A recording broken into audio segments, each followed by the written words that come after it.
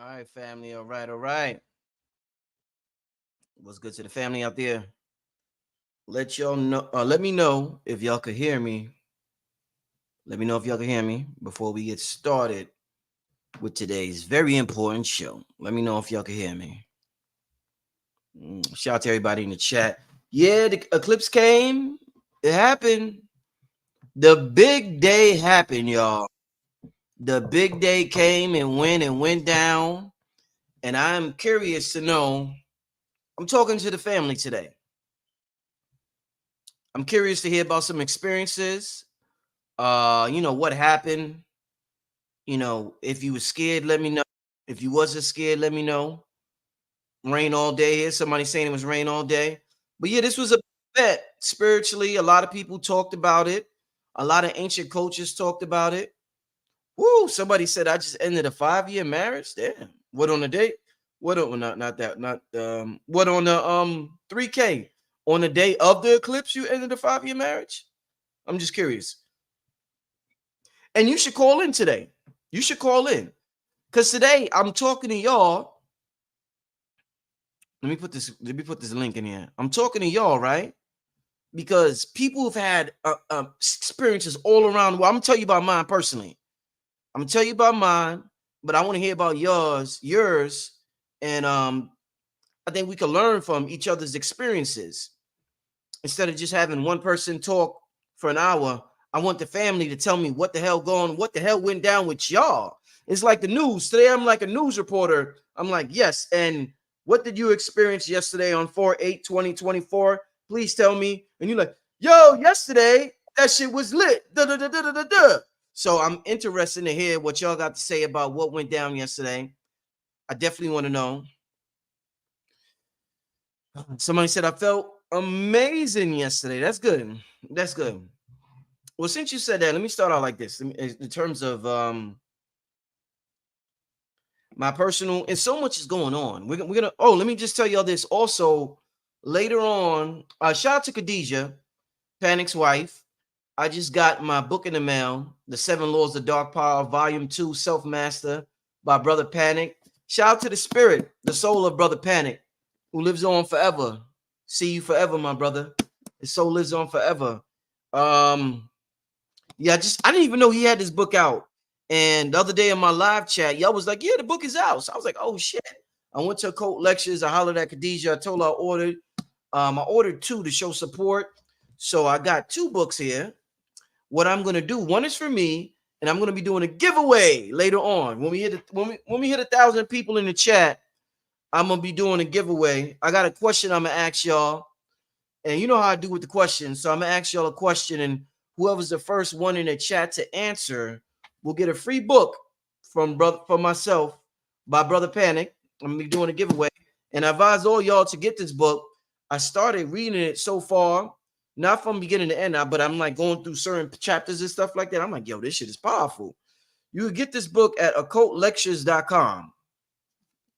You can get this book at occultlectures.com. And this is Brother Panic's last book. Shout out to that brother, amazing brother with the occult studies. I would love to have heard that brother's opinion on the eclipse. You know what I'm saying? You know, Panic. Yo, son. Yo, these niggas make everything a special event, son. The blue moon, the red moon, the orange moon, the pussy moon. You know how Panic is, son. It's all inside you, son. You know what I'm saying? Shout out to my brother Panic. That was my brother Panic, man. You know how he get down. But we're gonna be doing that probably in about probably in about a half an hour, something like that. We'll be doing that. But man, yeah, in terms of the eclipse, man, we had the light and we had the dark, we had the sun, we had the moon. You know, people are thinking about the feminine, the masculine, and also y'all had some sisters hit me up after Dr. Phil Valentine was on here. Some of y'all got mad. So I would be interested in talking to a couple of y'all too about this things going on between the black man and black woman, or just the man and the woman right now. All races are experiencing turbulence, for lack of better words, between each other. So we could talk about that too. We could talk about a lot of things tonight. Um, It's gonna be one of them. I haven't done a live Q&A with just y'all in a while, so it feels good. It's just been I did a couple of them last year, then I just started doing with the speakers. But somebody said, man, about what were some of the things the brother said? Some of the things he said. A couple of sisters emailed me, and I seen the comments y'all was upset about. And it's not necessarily about Doc. It's more so about how can we get to the bottom of what we see happening, you know, online. All you gotta do is go to any comment section where there's a relationship video. Go to any comment section where there's a relationship video, whether it's Instagram, TikTok, YouTube, Facebook, whatever. So, it's whatever. But like I said, that's just an aspect of the conversation. But let me start out like this. So let me tell you my story about the eclipse. So I respect everybody's opinion. You seen I brought several people up here to talk about the eclipse.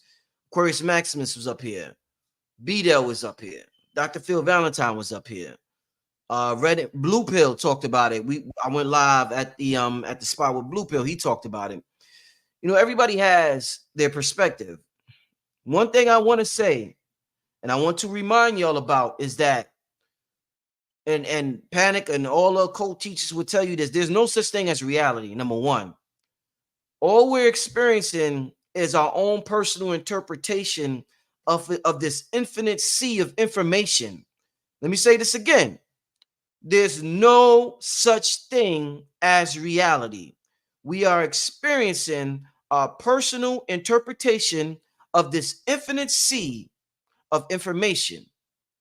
All right? The divine light, you could call this infinite sea, or it could go by many names.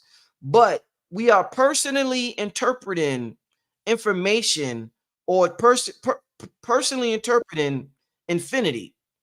And you can have any experience you want in this realm, pretty much. And depending on who you ask, depending upon what you agreed upon, maybe you agreed upon to experience something. So some people say you have destiny. You have free will before you get here, but by the time you get here, then you have it's your destiny to experience a certain thing. But at some point in your soul, whether you're in the body or not, you decided to have a certain experience. You decide to have a personal interpretation, whether it's before you came in this body or while you're in the body. That's up for debate, But based on that, it's hard to give advice. I had a lot of people ask me about, should I look at the eclipse? Should I not look at it? And I'm like, it just depends on your level of soul evolution. Depends on your level of spiritual evolution. What may work for somebody may not work for somebody else. I wouldn't advise some people to look at the eclipse. Some people, I'll be like, yeah, you good. Go ahead, look at the eclipse, And I respect everybody's take on it. And I think that's the main thing. Oh, thank you. Thank you, baby. My wonderful woman just bought me something. Thank you. Put that up there. You got to respect everybody's take on spirituality, on life, on whatever. Because like I said, what works for somebody else may not work for me, and vice versa. So we have to keep that in mind and not criticize somebody for the decision they make with an event. Should have bought some water. With an event like the eclipse. One thing I don't like, I do feel like there was a lot of fear mongering going on. I do feel like that. And but I understand. But I do feel like there was a lot of fear mongering going on. I went out the day of the eclipse. So I went out by myself. I had to get some honey from KT. I got that. And then I had to I decided just to stick around and see what's going on with the eclipse. So I was like, I went to Whole Foods after that, and I was in the parking lot, just posted up, seeing what's going on. I thought I was supposed to see something. I ain't see nothing. I was upset. I called Blue Pill like, man, what the fuck going on, man? I don't see that. But Blue Pill was like, it ain't gonna be in this part of Georgia. But the app I had was like, yo, there was gonna be like a partial 80% eclipse. So I'm looking for like a partial 80% or something. Man, I seen like a little bit. It got a little dark, but I appreciate it. But you just gotta remember, family, when the fear mongering goes on, you have to remember that may be what that person needs to do. And sometimes what we need to do, we tell the world to do the same thing so we can feel comfortable doing it.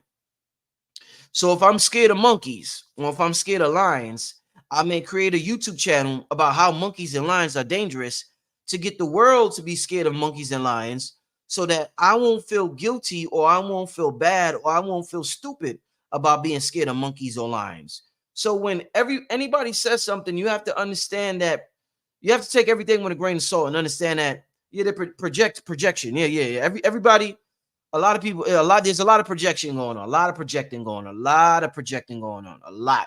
That's an important word that wasn't taught to us when we were young. And if we were taught the art of projecting, we will understand life a lot more. Because a lot of people when I was young was projecting fears on me and I didn't know how to interpret it. A lot of people were projecting jealousy on me, projecting insecurities on me, but people disguise it. Humanity, we disguise it in a fancy way. So a person will be like, they may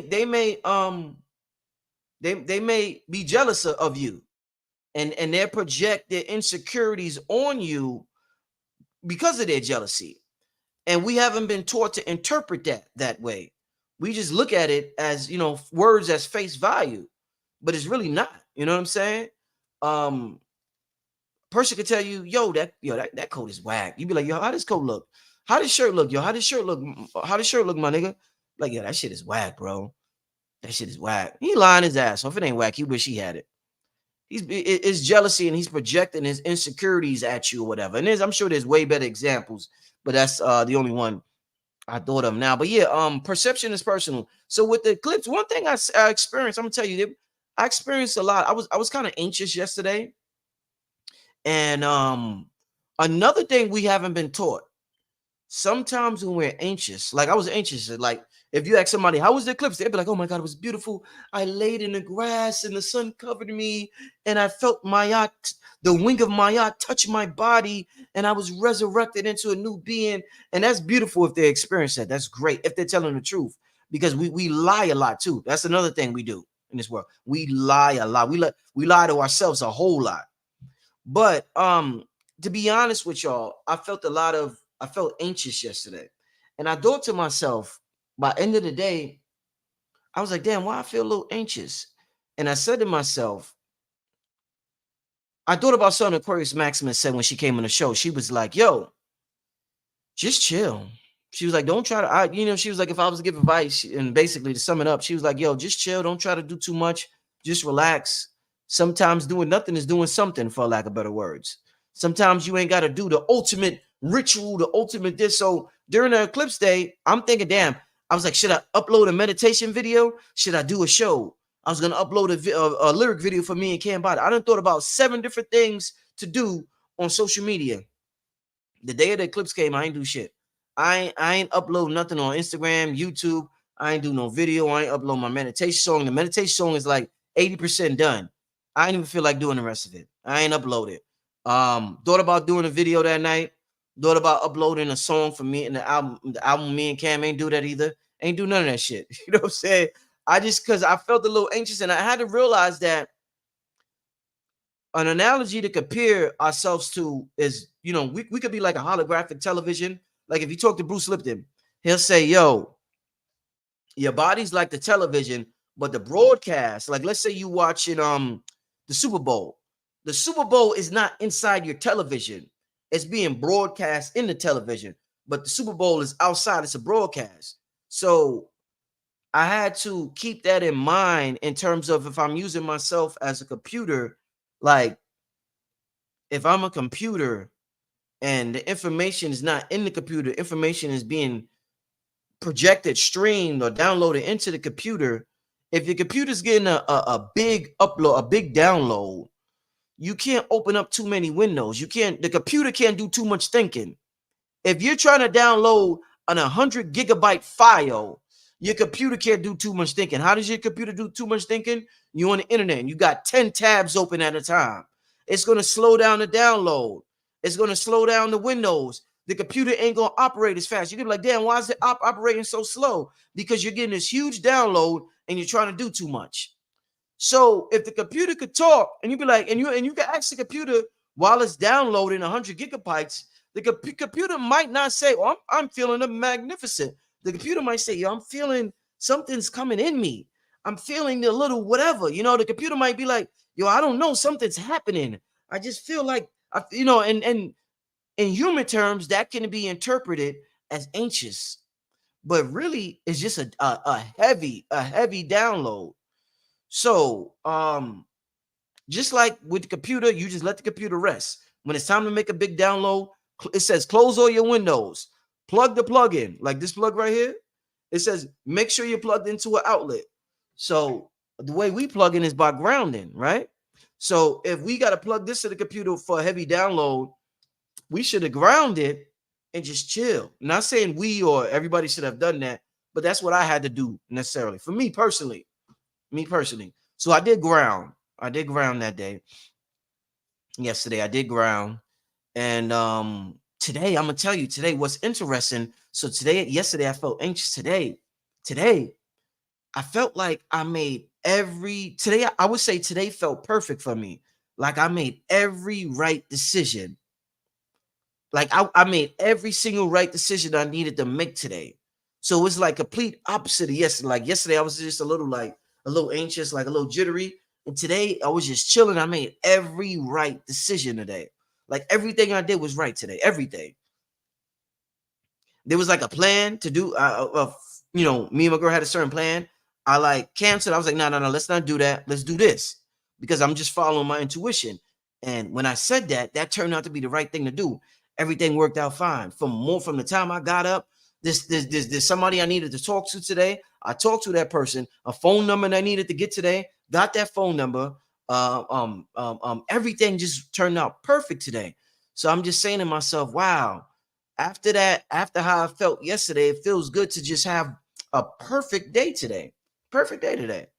So I'm just thankful for my experience. We all can learn from each other's experiences, and that's what we're gonna do. That's what we're gonna do today. I'm gonna talk to some of y'all. We all gonna learn from each other's experiences. If you just come in the chat, I just got Brother Panic's book. I got two of them actually. Shout out to Khadijah's wife. His books is available at occultlectures.com. Make sure y'all get it. I'm going to be giving one away today. I'm going to be giving one away. I should give it away now. We got 1,500 people in the chat. I should do a giveaway now before I start the Q&A. Besides that, I just wanted to tell you that, like, don't be so quick to, when you have a certain emotion, don't be so fast, family. If there's one thing I learned from the eclipse, from the experience, let's not be so fast to define everything. We want to define something as soon as we experience this. This is that, or that's that.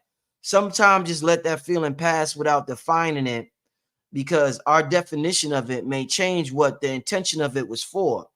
Like say you lost your job, right? The intention of you losing your job is because you was praying for a whole year to make more money, to be a millionaire. So then you finally lose your job. Your interpretation of losing the job is something bad, but it's really meant because you don't have the bird's eye view. You don't know that was something great that happened to you. So there's great things happening to us all the time, but we're redefining it. We're reinterpreting it, and we're turning the car the other way because the conscious mind is the captain of the ship. So you're telling the subconscious mind to do something. So the subconscious, you telling the subconscious mind, go left, right? The subconscious mind goes left. Then you go left. You can't see no more. It's cloudy, right? Say it's cloudy. You can't see. Then you're like, no. Go right. But if you would have stayed left, like you originally told your subconscious mind, there was an island there with water, gold, fruits, berries, all that shit. You know what I'm saying? It was heaven there waiting you. But you got so scared because you couldn't see what was 100 feet ahead of you. You could only see 10 feet ahead of you. So you got scared. So you told the subconscious mind to turn the ship around. The subconscious is going to listen to whatever we say it. And the blessings be right there, ready to embrace us. We get scared because we can't see it. And then we tell the subconscious to turn the other way. So don't get scared if you can't interpret an emotion. Know that the universe is always conspiring in your favor, whether you know it or not. The universe is always conspiring in your favor. Even if that favor is something that you would think is to harm you, there's a lesson in what just happened to you. There's a lesson in what you perceive as harm. There's a lesson in that. Our job is to interpret everything as a lesson learned from them and keep it moving. But if we interpret life from a perspective of the universe is always conspiring in our favor, we will have completely different results. So next time you feel anxiety, don't label it. It's the labels, it's the language lockdown. We're labeling all these things. We're defining things that don't need defining. So let's just be aware of that. Moving forward and understand when a speaker comes on my channel, like I said, there's so many different perspectives of speakers that come on here and say different things. No, I do not agree with everybody. It would be impossible for me to agree with everybody because everybody's saying something a little different. We're all generally saying the same thing, but everybody's saying we're going about it in a different way. So I don't agree with everybody's direction to get to where we want to get. But I understand that because we're all different and because life is our personal interpretation of this infinite sea of information, everybody needs something different to get to where they got to get. So I may have somebody that I may not agree with 100%, but y'all benefit from it 1,000%. And y'all like, yeah, he's the greatest. Oh my God, I love what he did. And I'm like, great, job's accomplished, job's done. I learn from different perspectives. That's what God does. God learns from different perspectives. God incarnates as all of us to learn from different perspectives about who God is. So God uses us, the hologram of us, because we are not separate from God, to understand who it is. And we each have a unique story to tell. So I appreciate every speaker who comes on this channel. Everybody, a lot of people had different perspectives on the eclipse. You have to just keep in mind, family, moving forward in terms of your spiritual evolution, advice. When somebody gives advice, you have to decide where you're at in your spiritual evolution and whether that resonates with you or not. It doesn't mean it's wrong. It doesn't mean after the speaker comes on here, it says something you agree with, you make a video shitting on him or talk about him on social media like, yo, he just said this and that's crazy.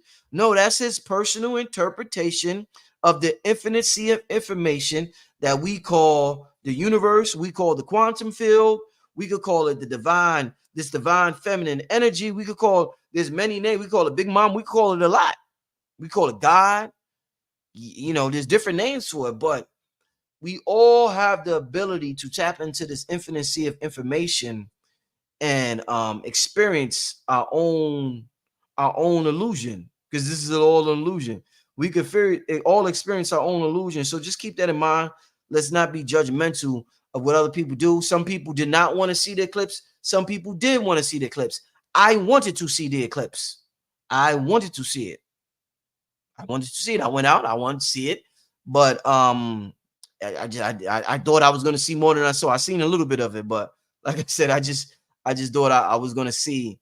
Let me see what somebody put it. Thank you, Crystal, for the super chat. Crystal Quartz, shout out to Crystal Quartz. So Crystal Quartz said, "I'm curious to know which speaker you feel you again the most." I think you mean which speaker I gained the most. Is that what you mean, Crystal?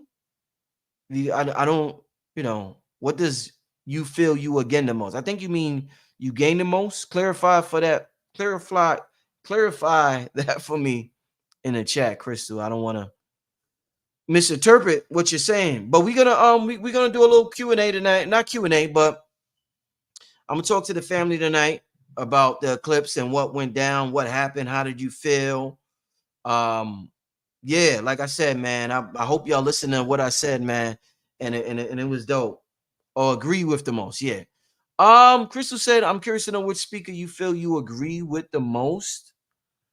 I'm more along the lines of I'm personally more along the lines of Dr. Be Serious, Minister Jew type.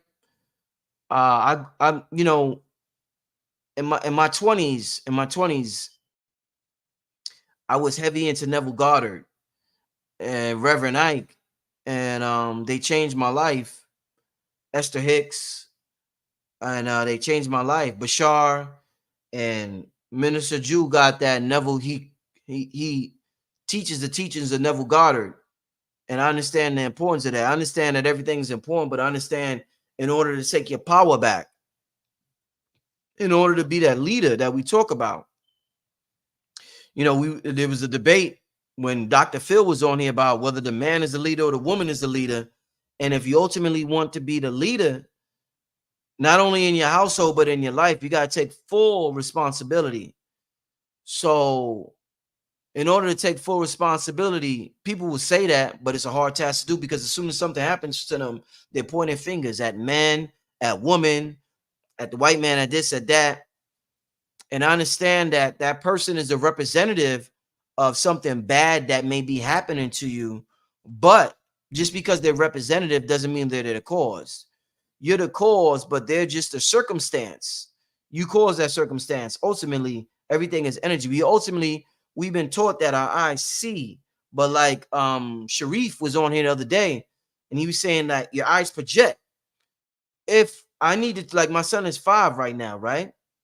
My son thinks I see this, I see that, I see this. We've been taught since we was young, oh, I see the world.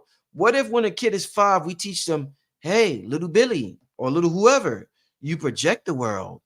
That's your projection.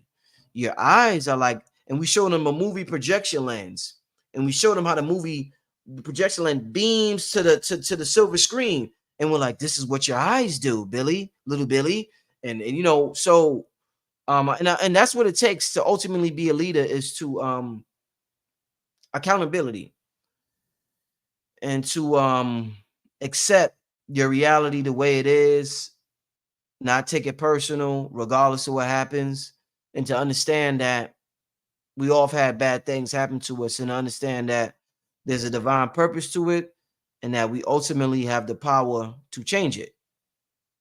So the speakers that resonate, that speaks on that resonant field the most, I gravitate towards. So I would say Dr. B Serious, Minister Jew. In terms of the sisters out there, Erin Lyons, she's tapped in totally. I said before, she reminds me of Esther Hicks. Abraham. Is that her name? Esther Hicks? Am I saying her name right? I think I'm saying Esther. Yeah. Yeah, she reminds me of Esther Hicks, the way she's tapped in. But the people who take full responsibility for everything in their life, I tend to gravitate toward the most. I love all the speakers, that come on here. Obviously, I appreciate their work. I wouldn't have them on there, but I'm personally not into allowing a planet or anything of that nature to dictate who I am or how I feel. I personally feel like I'm one of the older entities on the planet, and I existed before the sun, moon, and the stars. So I appreciate the sun, the moon, and the stars and the planets, but I feel as though where the realm I come from, it's pre all of that. So this is where earlier when I talked about getting advice and knowing your level of spiritual evolution, there's things I can do that y'all could never do. And there's things I can't do that y'all could do all the time. Let me say that again. There's things that I can do personally that y'all could but none of y'all could never do. But at that same time, there's things that I can't do that y'all can do. And that's how this shit works. So I understand my level of spiritual evolution, and I would say the most advanced person is the person who's honest with themselves in their spiritual journey. So the person who knows where they are in their spiritual journey and say, I can't look at the eclipse. That person is more advanced than a person who lies to themselves and says they can look and tells the world, look at that, you got to embrace your power. Secretly, they're scared and they don't know what's going to happen, and there's fear inside them, but they just wanted to project a bravado, or they want to project a strength that they internally didn't have. The person who's honest with themselves, and that's the weighing of the heart. Your heart knows when you're lying or when you're not. Your heart knows that. Thoughts are chemistry. Drew Pookum just came on here and said our thoughts are chemistry. So that chemistry gets secreted in your body. You can say, I love Black people. But when you say that, a chemistry is secreted throughout your whole body. And you may be able to trick the so-called external world, but inside, your body knows what's happening. And this is when disease happens. The person is like, how did they come down with that? They look so happy. The person might have been miserable, but that person might have been fronting. That person might have been fronting. But that chemistry ain't fronting. That thought produced that chemistry throughout your whole body. That shit ain't fronting. That shit ain't fronting at all. So, yeah, with that being said, let me do a giveaway real quick before I'm gonna get to the Q&A. Let me put the link in the chat. How many? Half an hour went by. Let me put the link in the chat once again if you want to come on the show. And yeah, somebody said Sharif L's presentation was unique. I got a lot from that. It was divine. Yes, it was divine timing. Glad the brother got an opportunity to come on here. I peeped the brother last year, and I was like, I gotta get the brother on the show. And then a video of his just popped up on my screen last week. And I was like, it's time. I gotta call this brother. I got so much in my mind, I be forgetting to reach out to certain people. You know, it takes a lot to do what I do in terms of, you know, this channel and the occult information. One of the things I embrace, like, I love the fact that I don't know who said to do affirmations. Somebody was talking about affirmations. Oh, Phil, Dr. Valentine was like the importance of affirmation during the eclipse. Affirmations is cool when you're reading it from a book, but when you start to say hood affirmations or ghetto affirmations or, you know, modern affirmations, people think you're being arrogant, but it's affirmations. We're just saying it. We're in so-called 2024, so we're not going to say the traditional affirmations. The just traditional affirmations may have no power in this day and time. They were just an example. So you might have to update your affirmation or your self-talk.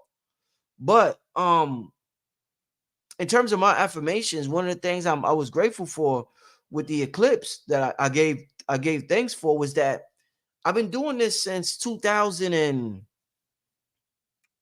I think 6. I started 2005 or 2006. I'm not mad old and about to die or nothing like that. And of course, there's no such thing as death, but y'all get the point I'm trying to make. I've been doing it since I was young. I think I started watching Booker T. Coleman was my first tape when I was like 18, 19. And I just been into this information since young. I started, my first interview was in 2006 or 2000. My first interview with Aline Bay was in 2006, I think, or 7. It was on the law of attraction. It was on The Secret, the law of attraction. I think it might have been 2007. It was on The Secret, law of attraction. And we're in 2024. I've been doing it for a long time. A lot of people that's into this information that you see on the internet, teaching or interviewing or whatever, are not around no more from that era. A lot of people don't last 5 years. I've been around since 2006, y'all. And y'all see how young I look. I've been around since 2006 interviewing people. People telling me how amazing my interviews with Dr. Blair. We did the Return of the Black Cosmic Forces, classic. Everybody done put it on the internet on YouTube. And I'm around. And the beautiful thing is that, and I see my brother Huna Flash, my ninja. He be like my ninja. Huna Flash be like my ninja. He in the back. I'm gonna put my ninja Huna Flash. But listen, I've been around since 2006, and the beautiful thing, and I gave a big thanks to this yesterday. I'm in my motherfucking prime right now. I'm in my prime. I'm in my prime now. I just told you, some people don't last 4 or 5 years. I'm in my prime right now, and I've been into this information. I've been doing this shit a long time. A line Jay-Z said was, nobody's been this hot for this long. I've been hot a long time, y'all. I've been doing my thing a long time. I've been that nigga, for lack of better words, a long time with this interviewing thing. And I'm in my prime right now. I got to give thanks for that. I got longevity. I'm like LeBron with this shit. LeBron is in his 20th year, some shit like that.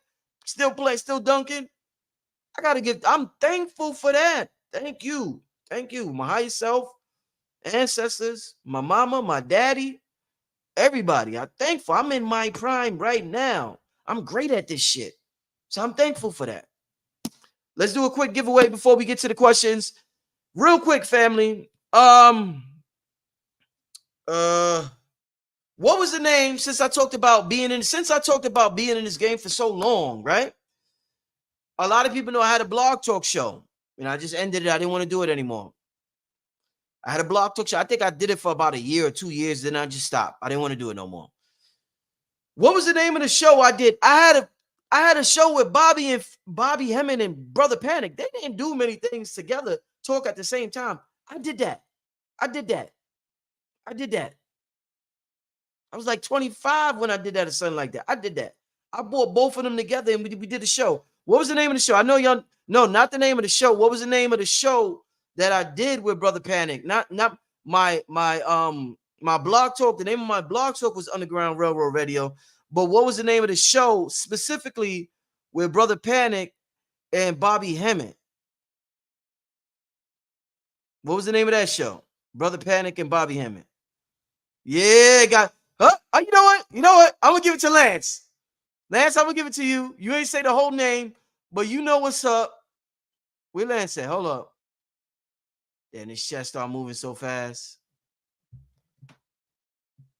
Hold up, y'all. Let me pay y'all what a.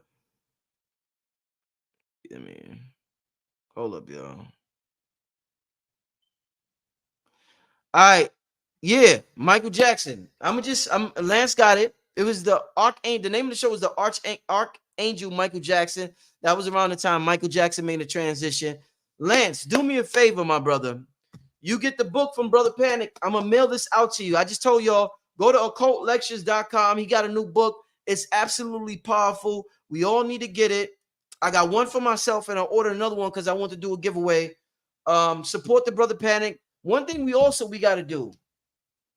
We have to support when when we all make the transition to the other realm, we leave behind families, right? We leave behind families. Like, let's say I made a transition tonight. Y'all know I got a lady and I got a son. So if I got work that's out there, support the work. You know, if I got a book that's out there, just buy a book. Just, if I got herbs, like if a brother got herbs, like Dr. Africa got herbs out there, or whoever, Dr. Sabi may have herbs out there. Just support the work that's out there, and that's another way that you show love. So, my brother Panic, his wife Khadijah's holding it down, doing a magnificent job with the books, shipping them out super fast. Make sure you go to occultlectures.com. But Lance, saying that to say, Lance, email me, Lance. Lance, email me at, let me put my email, richardmerritt@yahoo.com. Lance, email me. Lance got that question fast. When we doing an emergency broadcast for Rashad Jamal? I don't know. I don't know what's going on with that situation. It's a real touchy subject when it comes to the whole domestic thing, because you don't really know what's going on in the household.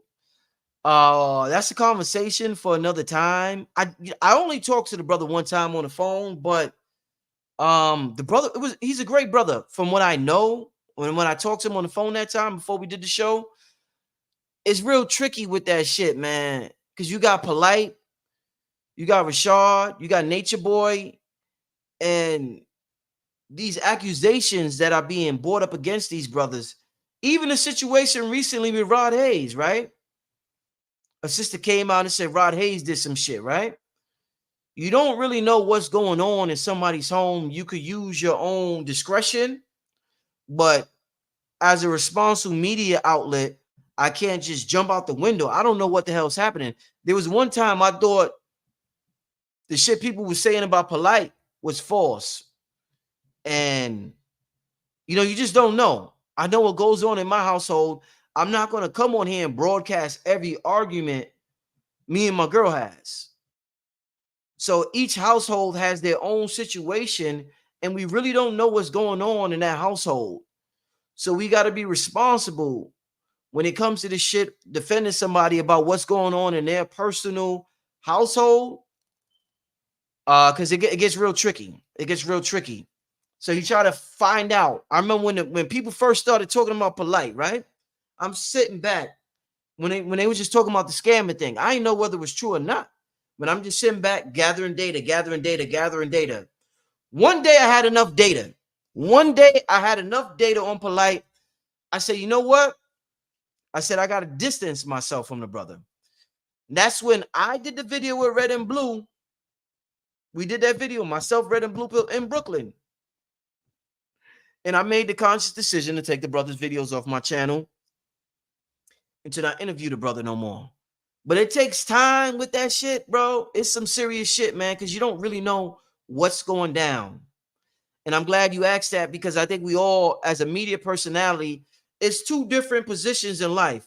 As a fan or as a supporter of somebody, you just want the media outlet to support that person. But as a media outlet, you have to be a little more, you have to show a little more responsibility when it comes to just jumping out the window and supporting or whatever. You don't have the data, like with the Rod Hayes situation. I got some data. That's my brother. I got some data. I support my brother Rod Hayes. I support my brother Rod Hayes. I got some data and I support my brother Rod Hayes. Polite, I got data and I decided I did not want to go that direction. So it's about the data, gathering the data and making a decision after that. But I just got to move slow with situations with individuals being accused of certain things, because I don't know. I don't fall for a woman's tears, and I don't fall for shit these dudes out here saying about how the because the woman will cry and the dude is going to say the government is after them, and that's why they being trying to take down. So I just got to use my intuition, which is on point. It's on 1,000. My intuition is incredible. And I have to use my analytical ability, which I have because I'm a Virgo, and I got to make a conscious decision. So I just take time with situations like that. I appreciate the video I did with the brother Rashad Jamal. It was a great video. I talked to the brother once, probably, I think twice before that video. And he appeared to be a great brother, but I actually knew Polite. It was hard for me to do what I did with Polite. I knew the dude. Polite has helped me. You know, when you have an emotional connection with somebody, it's harder to disassociate yourself with them. Polite has personally called me and helped my woman, my girl, my lady with health things. Tell her what she could do. Help me with health things. Tell me what I could do. I've got direct help from the brother about things to eat, supplement, things to take, whatever. So that decision I had to make was like, oh man, I don't want to do this, brother. Brother, you just helped me this, or you just helped me with that. But I had to do what I had to do once I got the data. So I just, I don't rush. I don't jump the gun. It's like sometime with whole Jay-Z diss somebody, somebody diss Jay-Z, it may take him 3 years to respond or a year, whatever. Nobody's going to rush me to make a judgment. Nobody's going to rush me to make a decision. I make all the decisions I make in my life. Like we was talking the other day about Phil, and he was talking about men are the leaders, and the woman was like, y'all niggas can't lead, women are leaders. In my home, I'm the captain and the chief. That's what Cam said. And he was talking about, that was, he was talking Pat Mahomes because he played for the Chiefs. So that was like, a clever way of saying that. But point is saying that I'm a leader. So I'm not just making a rush decision, and I'm doing what I got to do. But shout out to, I appreciate what anybody contributed to my platform. I appreciate what Polite contributed to this platform. I hope the brother gets the help he needs. I don't know what percentage of the accusations is right. I made a decision, but we all need help in some way, form, or fashion. And I feel like we're all learning from the age of Pisces and everything we went through. And hopefully we could all reach the next level of spiritual evolution. You know what I'm saying? But shout out to everybody who has contributed something. For that, I'm appreciative and I thank y'all. And if their soul is being judged, whoever it is, whether it's Rashad Jamal, Polite, whoever, I don't know exactly what's going on. Like I said, I'm not in that house.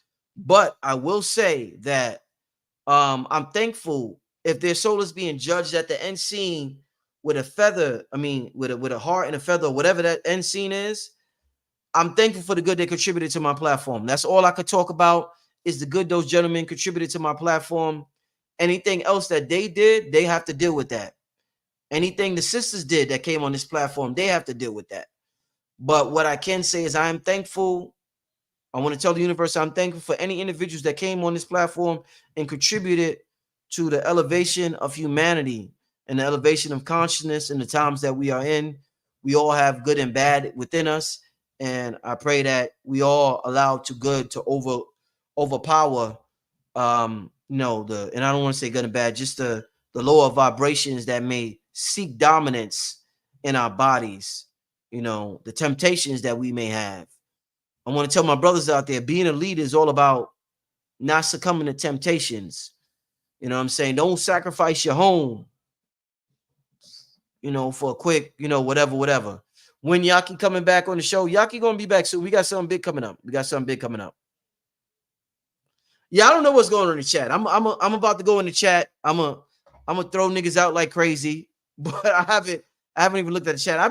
I'm happy to kick it with y'all. But listen, let's get to the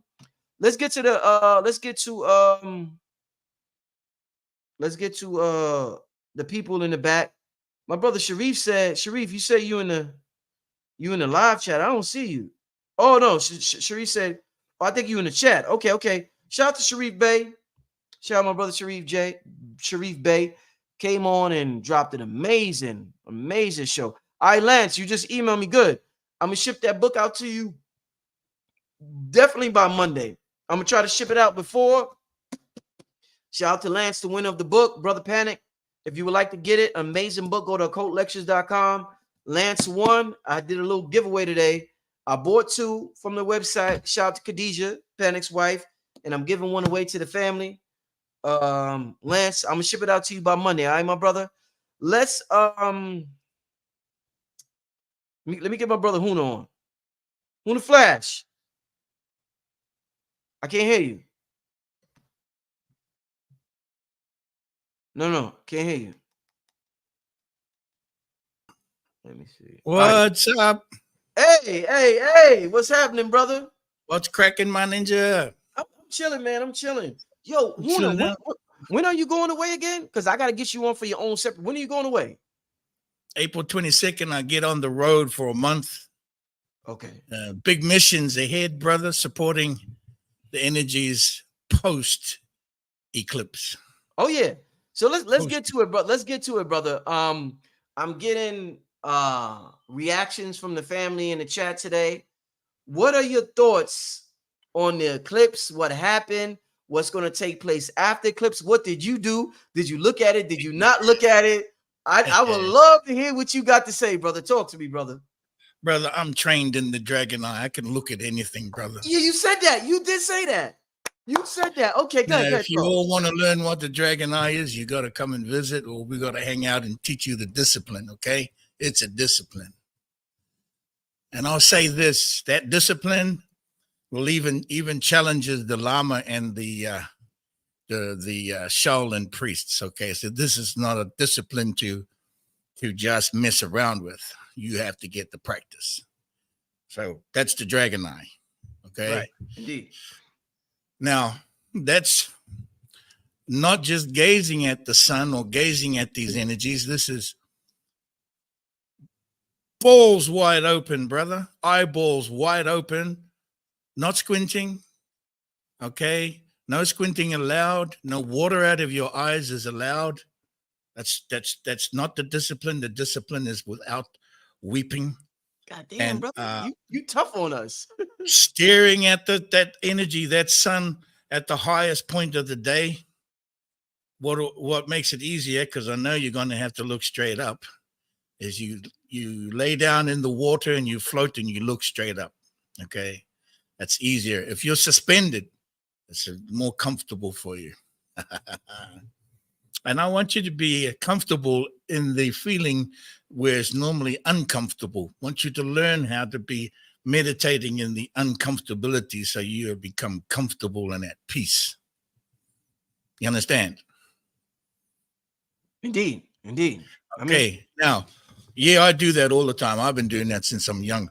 But I was at the morning of the eclipse, I was at the driving range on the golf course practicing my my swing. I was in the nature, in the jungle, where we have a beautiful golf course. I was just being in the nature, being in the health and the wellness, and enjoying myself during Mm, that mm, part of the day. And the second part of that day, I was in the water in the Caribbean Sea, enjoying exactly that, floating around on my back, looking straight up at the sun, straight up at the energies. I believe it was 2:02 in Mexico time, because sweet dear ones, I live in Mexico, okay? And so I was enjoying all that heat in the Caribbean Sea, in the water, and I was embraced by that feeling that the water gives you, embracing and just floating in that, suspended in it, brother, suspended in that love. Yeah, that was now that's most of my beautiful. day. And That is beautiful. also, instructions went out to the teams of Hunas. We have Huna teams all over the world, and they were doing ceremonies, gifting back, gifting to humanity, gifting to the planet, and the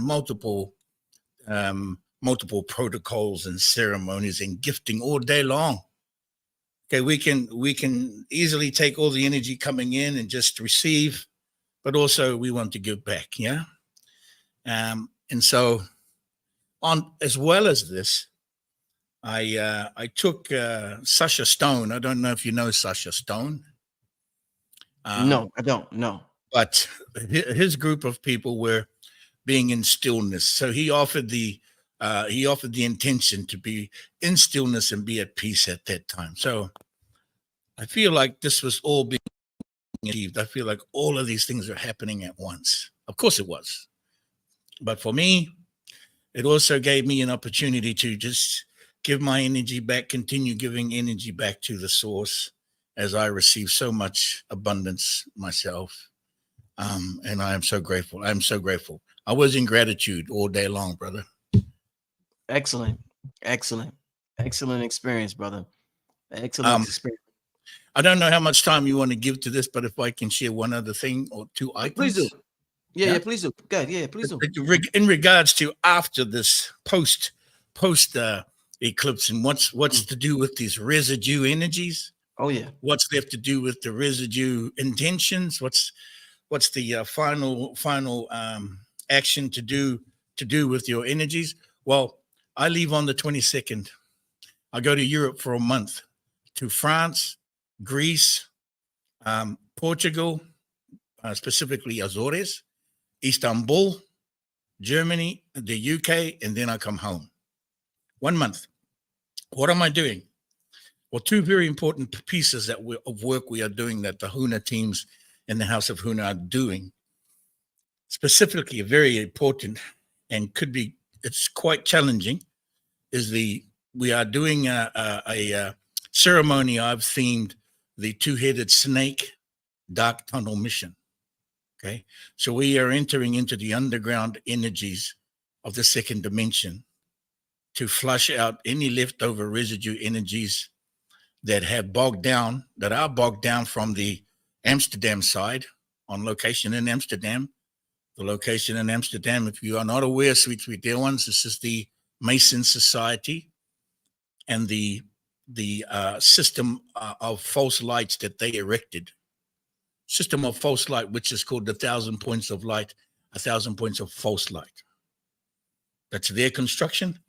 So that one team of the Hunas will be at that end of the tunnel on location, and I will have another team in Azores, Portugal, and location of the underworld pyramids.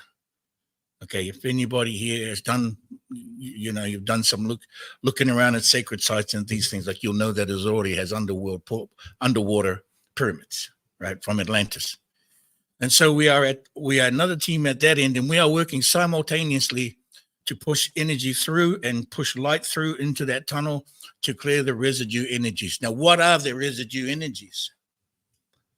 Well, so much has been brought through over the last couple of thousand years, certainly connected to the Gregorian. Let me just tell you that the Gregorians are from Tesaida, the island of Tesaida in Azores. Okay, the family lineage of the monks, which became distorted, they were taken over. This is where you get the Gregorian from. Okay, the Gregorian system. So energies that distorted Gregorian through the Draconian to clear your operating system, including the astrologies that you're connected to. So perhaps you may find a way to make the jump across out of this distorted matrix. If it's not a reality, then let me just say it's a matrix. One is benevolent, one is malevolent, one is benevolent. You choose. You choose. But we are working on the residue energies of this. And I'm very excited. The team is a very powerful team. I'm always excited to work with the Hunas on the international level. Also, we will be in Istanbul to activate Stargate number 24. Awesome. 24. Number 24. Whether you believe it or not, whether you know about this or not, whether you care about it or not, I'm sharing that. Now you've heard it. Yeah. Means it's in your consciousness now. Oh yeah. Oh yeah. Oh yeah. Woo. Hey, Huna, what's your thought? Would you want to come on Friday? How's Friday for you? Yeah. Oh, This Friday's Friday, jamming, brother. nine. Friday, what do we call that? We had a special edition. Yeah, that's a Friday. It's always about a special time. So I'm down. Excellent. I'm down Excellent. with that, my brother. Hey, real quick, Huna, somebody in the chat wants to know. They just asked, can you ask his brother if he's familiar with the teacher Akta? Aktun? Can you see that on the screen? Are you able to see it? Akta. It is in the feeling. It is in the ACTAH. Yes. Akta. Yes. The feeling is hitting me right in the chest. The sound is it's familiar, the sound, but in the personality, not quite. But listen, when you bring forward names like this, that is not their only name. That is not their only sound. They're multiple. We all have multiple feelings. If you say Huna Mauta, I have many sounds and many feelings throughout my lineage. So when you say Akta, this may not necessarily be a name, but a feeling. Yeah. And if you say, well, I'm full of shit, then go ahead and reveal that, if you don't mind. Huh? Let me ask you this. Did want to know. Let me ask you this real quick, Huna. All right, so first of all, let me just make the announcement. We got 2,000 people in the chat. Huna will be on Friday at 9. I see Ascending Infinite Goddess. I want to get you on next week, Ascending Infinite Goddess. So I'm about to bring her on. I'm going to ask her about coming on next week. Huna, I'm going to have this brother on at 9 p.m. This Friday. So tune in. This Friday, 9 p.m. Eastern time, the brother Huna Flash. We're going to pick a good topic and we're going to go in heavy. Huna, what do you think? We talk about language a lot, and the language we use over here for spirituality may be different from the language where you're from that's being used to tap into the divine. What I want to ask you, I was just talking to, I forgot who I was talking to, but in terms of primal language or grunts, or what's the most primal thing? Like, in the English language, they have the vowels A, E, I, O, U, and those are supposed to be divine. What's the most powerful thing you think a person could grunt, say, chant that gets their body vibrating, that gets them in touch with the divine? Well, you're familiar with my people in the Hakka, yeah? Yes. Now we Hakka. So the Hakka itself is an act of defiance, but it defy the energies that are going to swallow you up, to defy the manipulation. Yeah. Right. So if you have sounds, like for instance, I was doing a thing called the mumbling. The mumbling. It's actually a music I write. And it's just sound. There's some backing, but it's just sound. And the mumbling represents the sound from the conch. Now it's like a hum and a mumbling. So it's a very, very deep you give guttural it? sound, and it pushes into the stomach, and you push that into anybody's stomach at a certain volume, you will begin to disrupt that person's system, right? Could you give an So example? Can you the give us an example could example? be, Yeah.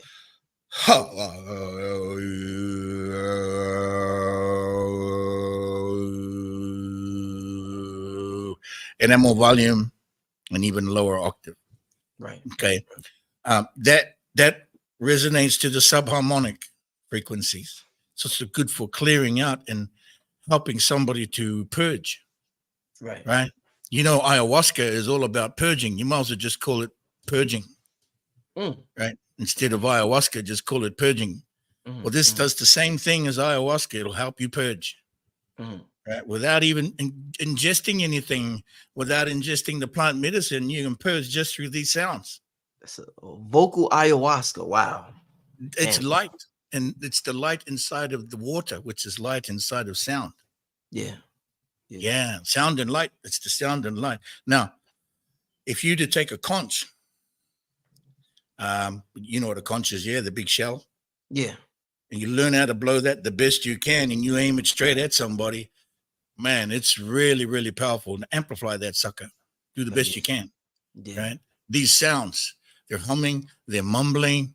And then also when you go to higher frequencies up into the harmonic register and higher octaves, you're going into the consciousness, into the crown. Now, what is those sounds? We typically in the Lemurian languages, ma, ha, ka, wa, ta, hi, ta, wa, ka, ha, ma, which means to go there and come back again.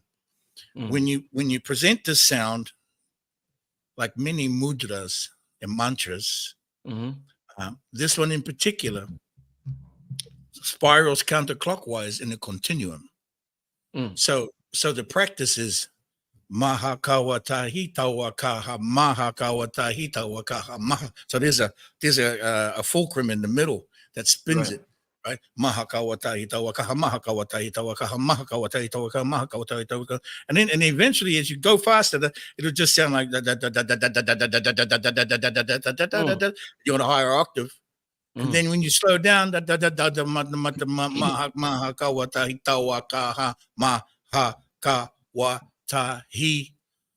sweet dear ones, use rhythm, use speed, use tempo, and use volume.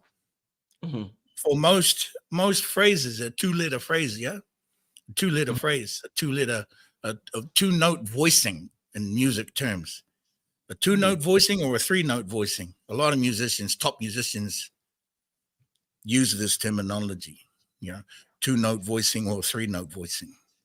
And whether it's like, for instance, when brother was going ta, now ta means first stone. It means the first crystal. Ta, ta.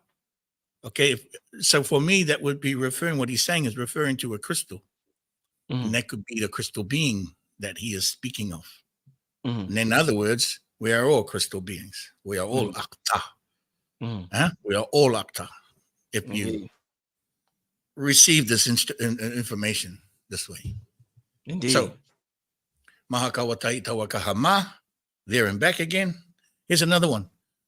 Ul o ep to no e nu eb ma il I. Okay, when you speed that up, slow it down, you drop the octave, you raise the octave. These codes are known as the undoing. It's the undoing. And when it undoes what doesn't serve, you replace it with your highest intention. So what's being backfilled is only light. That's your highest, from your highest self. And then that is, and let me share just before I go, okay? One other thing. Yes. Where did those sounds come from? How does these sounds come about? Shamans don't just sit around and receive things. You know what I'm saying? Yeah. We don't just sit around and channel things. We also create and build things to support the planet and humanity. We're not all here just to make magic and get what we want for our ego. No. Well, it has been. but actually we're turning a corner. So a lot of shamans. Mhm. So these letters, they come from, they remove the dark energy from the owners of the months of a year. For instance, June, Mhm. Juno, the Caesar, the emperor, the murderer, the thief, the pedophile. All of these months are named after all of these types of egos, yeah? And all Mhm. children are born under those egos, Mhm. even still today, Mhm. born under Augustus, Septimus, all of it. These are not wanted, not needed anymore. So what is so the energy gets pulled out of that alignment, and we do away with doesn't serve by speaking the energy that does serve. Mhm. So from Juno or June, it would be Mhm. is the energy. So Mhm. from July, the energy for July is ul. So Mhm. from August, the usable energy, the light energy is O, which means frequency in the Lemurian language. Mhm. And Septimus will be September. From September comes the ep. Hip. So Hip. pulling the light energy out of what didn't serve us, and in the end, what gets undone is these seasons and these months of the year do not exist because they do not exist anyway. Right. They are just names of emperors and generals who are murderous and were scum. Mm. Okay. And our children were named and registered and put on the contract under their egos. Talk about being born under a bad star. All of them are bad stars. Mm. Just check the history out, people. Come on, Yeah. sweet dear ones. You know what these Romans and these gods of war were all about. Mhm. They served, now they no longer serve. Mhm. Ascension. It's called ascension. Yes, sir. It's called raising up, Yeah. not Love it. raising Love down. it. Yeah. Yeah. Love it, man. Love it. Okay, Hey, so Huna, man, I look forward to having you on Friday, 9 o'clock. I will definitely call you tomorrow so we could decide on the exact topic. And we're gonna get going Friday, man. We're gonna make it happen. I'm down, brother. The post Hey, eclipse show. Oh, yeah. these sounds, I don't mean to offend anybody. If your name is Augustus and you're a good person, then you are doing this name a good service, of course. Yeah. Yeah. Okay. Let me just put that there in my opinion. All right. Indeed. Indeed. Leave your contact info before you get out of here, my brother. Okay. Office at hoh.earth. Office at hoh.earth is my email. My website is hoh.earth. Mhm. We work with .earth, brother, because Mm. .com means slave master over slave market. Mm. Corporation over market means slave master over slave market. That's why we don't use .com. Mhm. Mhm. Get out of there. Get on out of there. Yeah. So you hit me up with that email and the website, and then also Huna Flash TV on YouTube. And Indeed. there's a ton of shows. I just had shows with. I've had shows with Roseanne Barr. She's been my guest. Mhm. Anybody knows Roseanne Barr? Mhm. You know who she is. I've had shows with Sasha Stone was just on my show. Mhm. So everybody's getting ready to do this, bro. We're all lining up. We're all preparing. We're all coming together. Yeah, you know this. And most of all on your show. Well, I can be the most gangster. Hey, man, I want you to be yourself. I want you to be free. I want you to express how you truly feel, man. And I appreciate it. Your first show was legendary, brother. And thanks for calling in tonight. And I will see you on Friday, Huna. Much love. All right. Peace, my brother. Peace, brother. Shout out to Huna Flash right there. Our first show was classic. Y'all need to go check that out. You can type in Black Magic 363 Huna Flash and it'll come up. First show is definitely a classic. He will be on this Friday, 9 p.m. We literally just planned the show live on the air. So I think that's April 12th, I think. Today's the 9th. I think that's April 12th. Well, he'll be on this Friday because he's about to go out of town. So he'll be on this Friday. Let's get to another call. Let's get to Ascending Infinite Goddess.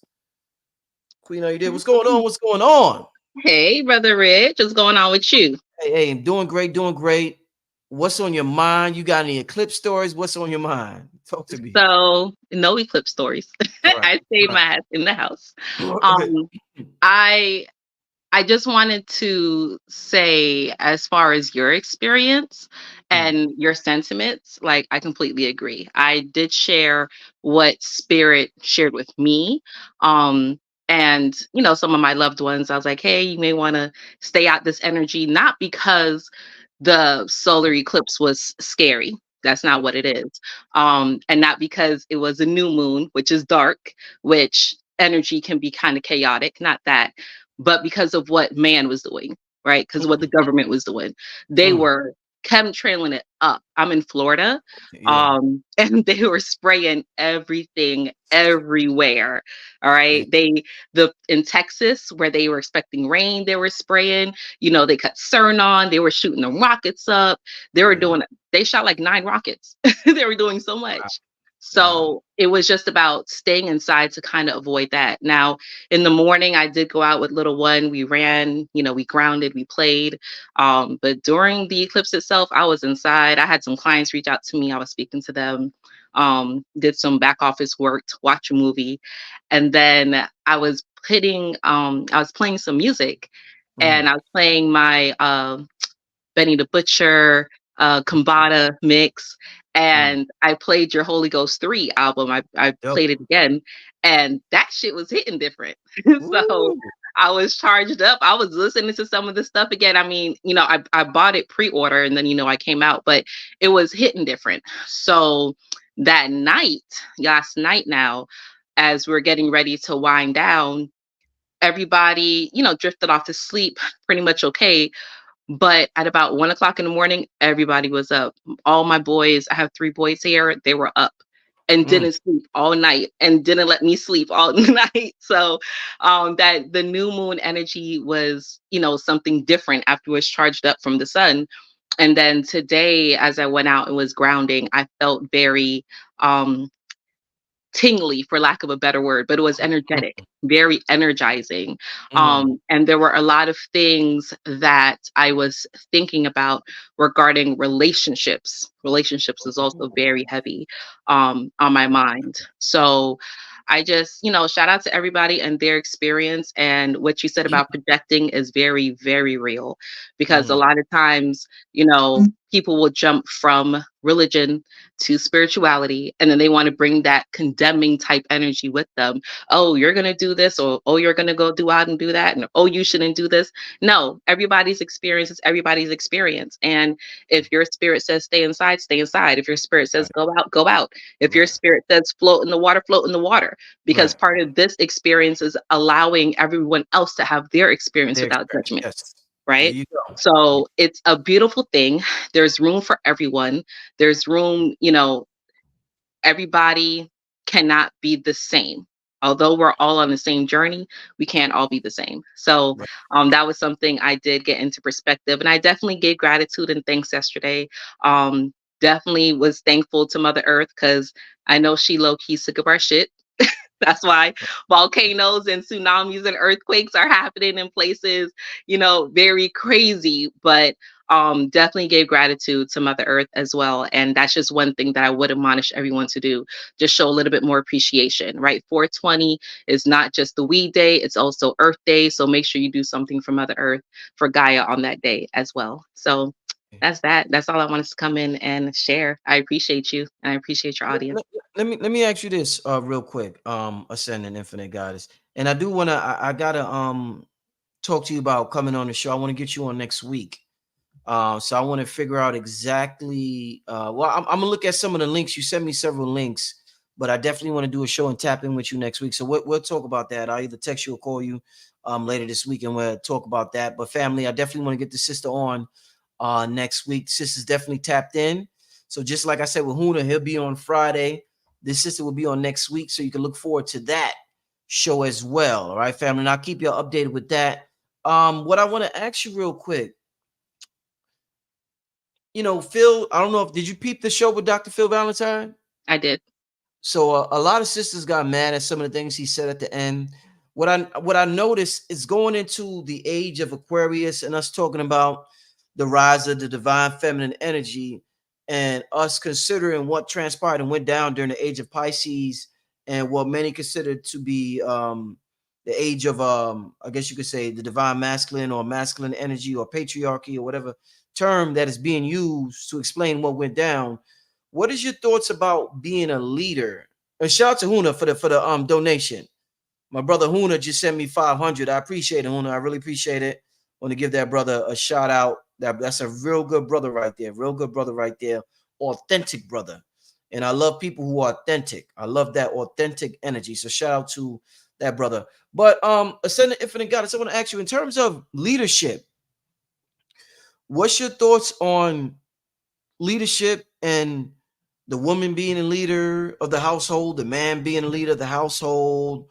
What's your whole thoughts about this whole talk? And it's not just Dr. Valentine, it's the internet talk about should the man should lead, the woman should lead. What is your thoughts and your journey spiritually? What is your thoughts on that? Okay, so again, everyone has their place and it's all a Yes. balance. Yes. Now, when women lead, when divine feminine, I should say, takes the lead, it is very emotional, it is very nurturing. And in other realms of this universe, feminine energy does take the lead. It on other planets and just the universe in general is just feminine. It's the creative energy. So that's the underlying, but masculine, because it's been distorted for so long. Now you have these terms such as toxic masculinity, but we do need the masculine to take the lead in certain points when it comes to power and control and uh, I I don't want to use the word ego, but I'm going to use the word ego very loosely. Okay. When it comes to those forms, masculine does need to be in charge, but we both balance each other out. So bringing the feminine energy into play in the household and then even in the government, right? If you want to feed into that dynamic, having a feminine energy in the lead is not hurtful, right? And is not about, oh, bleeding hearts or anything of that nature. No, but you do need care and you do need nurture, especially in aspects of teaching, of creating, of artistry. If you want to be a creative, if you want to create your art in any type of form, you need to have feminine energy, right? When you look at some of these places that's predominantly masculine, there's not a loving touch, right? You go to a bachelor pad, you can look and say, okay, there's not a woman living here, right? This man is just kind of destroying everything. So I like I how you feel yeah, I feel you need a balance in everything. Everything needs a balance. In my household, I am very traditional, if you want to call. So my husband does take the lead in some things, but he always regards my input. He asks, how do I feel about certain things? And I relinquish my power, as difficult as it can be sometimes, right? I do relinquish my power to him. That's not being submissive. That's being a helpful hand. I know that he is a little more strategic and a little bit more calculating. And I can come in with an undertone and compliment and say, well, maybe we should do this or go this way, right? Similar to your story of how you said change plans with your lady, right? And she came in and she complimented. exactly. It's You're not a submissive, it's a helpmate. And right. that's what we're here to be. But overall in the universe, I mean, feminine, we rule things. We rule things. So that is that. And a lot of the times when the men are doing things, it's because of a woman. It's not because of another man, right? Mm. A lot of the actions they do is to please the feminine counterpart. It's funny. I mean, the very last thing you said, I mean, pretty much everything you do as a man, well, just for me, and just using myself for example, you do all this, like you said, to please a woman. Like you do all this shit. You work hard, you do this, you do that. You want to impress a woman. We wear a certain thing. A lot of the things we do is to impress women. And I think that I would love for and I'm glad that I asked you this question and you answered it the way you did. I think honesty is important. and transparency is important in these times. I appreciate Dr. Valentine for what he said and expressing his opinion. I think we all should be entitled to our opinion without Yes. feeling like somebody needs to be canceled. That was his opinion about the Right. direction of our culture. And he feels as though our culture is embracing the city girl culture in which the women are behaving a certain way. And he commented on women. I don't know how you feel about men, but that's what he commented on women. But I love hearing both perspectives. And you saying what you said about the universe, I could probably see that. I could probably see that happening. I mean, me personally, just talking to you, Ascendant Infinite God, it's like I'm a born leader. Like I'm like built for leadership. So I feel as though personally, when I hear the talk about back in this time, the woman, or back in that time, I feel as though wherever I incarnate, if I'm a man, I'm gonna have some form of leadership. I don't, I don't care who's leading, the woman, the man, an animal, an insect. I'm a born leader, so I'm gonna lead wherever I go and wherever I incarnate in this realm. But I understand and I appreciate the collective culture of realms, or the way things are in general. I'm just saying, me specifically, I'm a born leader. But I could totally understand when the sisters say, like you say, you could go to bachelor pad, shit all fucked up. You like, oh man, ain't no woman been in here. I mean, niggas just living like rats and dogs. Like Yeah. rats and dogs. And you like, a woman needs to get in here immediately and fix it. I totally get that. But I just appreciate the conversation in general. I really appreciate the conversation in general. And I hope that we could talk to each other in a way in which we don't feel offended from what the other person is saying. Because oftentimes when a man says something about a woman, she has to be defensive. When a woman says something about a man, he has to be defensive. And we're not listening, we're just defending. Sometimes you're not listening to a person, you're just waiting to respond to what the Yep. person just said. So yeah, I hope that we could really get it. And I really appreciate it. I feel like you talk from your heart, and I love that. And that's why I want you to be on the show next week, and just appreciate your time. Before you leave, Ascendant Infinite Goddess, tell the people your contact information just in case they want to reach out to you. Please. Huna got me scared to say my website because I got that .com. .com, right? Oh man. Oh man. The best way to reach me is my website, www.ascendinginfinitegoddess.com. You can call or text me at 786-828-8722. If I'm available, I'll answer. I normally do not pick up my phone after 9 o'clock though. That's my business line. So it's normally off. But 786-828-8722 to call or text. My website is my blog, my email contact form, all my services, mental healing sessions, chakra sessions, angel oracle readings, and then all my handles on socials. I have Instagram, Facebook, my YouTube channel, and TikTok, which I'm not really on, but I'm there as Ascending Infinite Goddess. So my handle's the same everywhere, but that's how you can reach me. All right, all right. Thanks for calling in, and I will talk to you Yeah. soon, and we'll get it going next week on the channel. Yeah. Let's link up, Brother Rich. Let's Oh go. yeah. All right, talk to you soon. All right, peace. Later. Bye. All right. Shout out to that sister there, longtime supporter of the channel. Always, has something uplifting and high vibrational to say. So I appreciate that, sister. I'm gonna get her on next week. I'm gonna get Huna Flash on this Friday. So we gonna get it going. Do what we gotta do. Family, shout out everybody. Anybody who wants to. I think I'm gonna be on for about 15 more minutes. What y'all talking about in the chat now? Y'all like, somebody said all the prophets are men.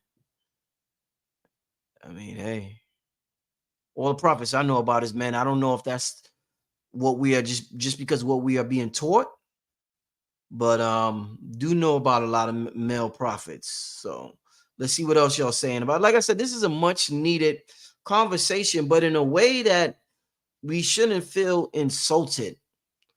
So I don't, just because a brother.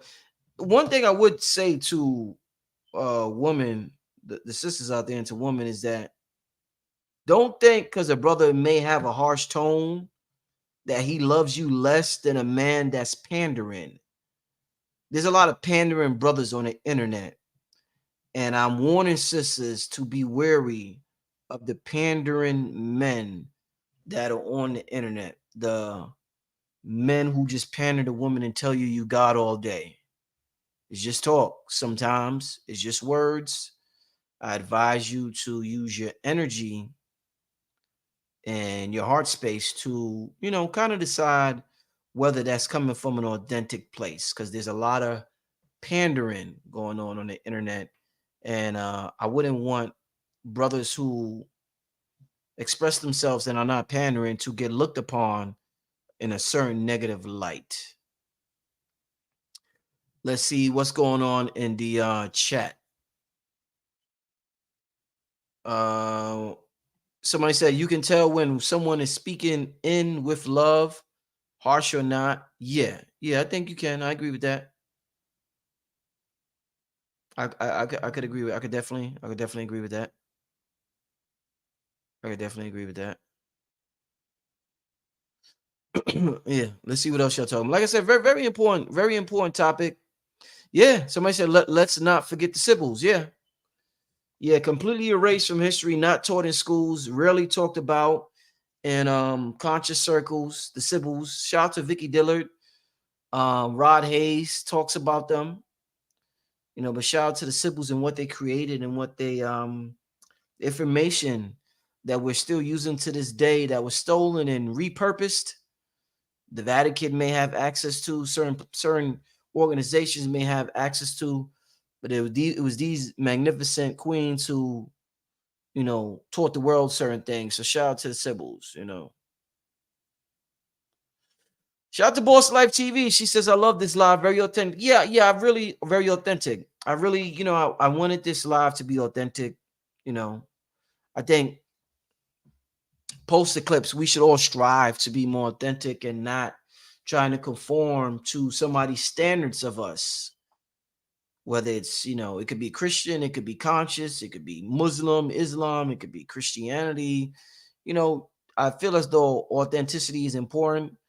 And at the same time, respecting somebody's feelings at that same time. Like somebody said, it's all in the delivery. I do think the delivery is important. And, we got to, sometimes we say things that are true, but our delivery may be off. And we should take that in consideration when we're saying certain things that we know may offend a certain group. We should take our delivery into keep that in mind. Keep our delivery in mind. You know? Razor Sharp said, "Can someone please repost the backstage link?" Sure. I'm gonna take a couple of more questions. I'll probably take two more. Let me post this link.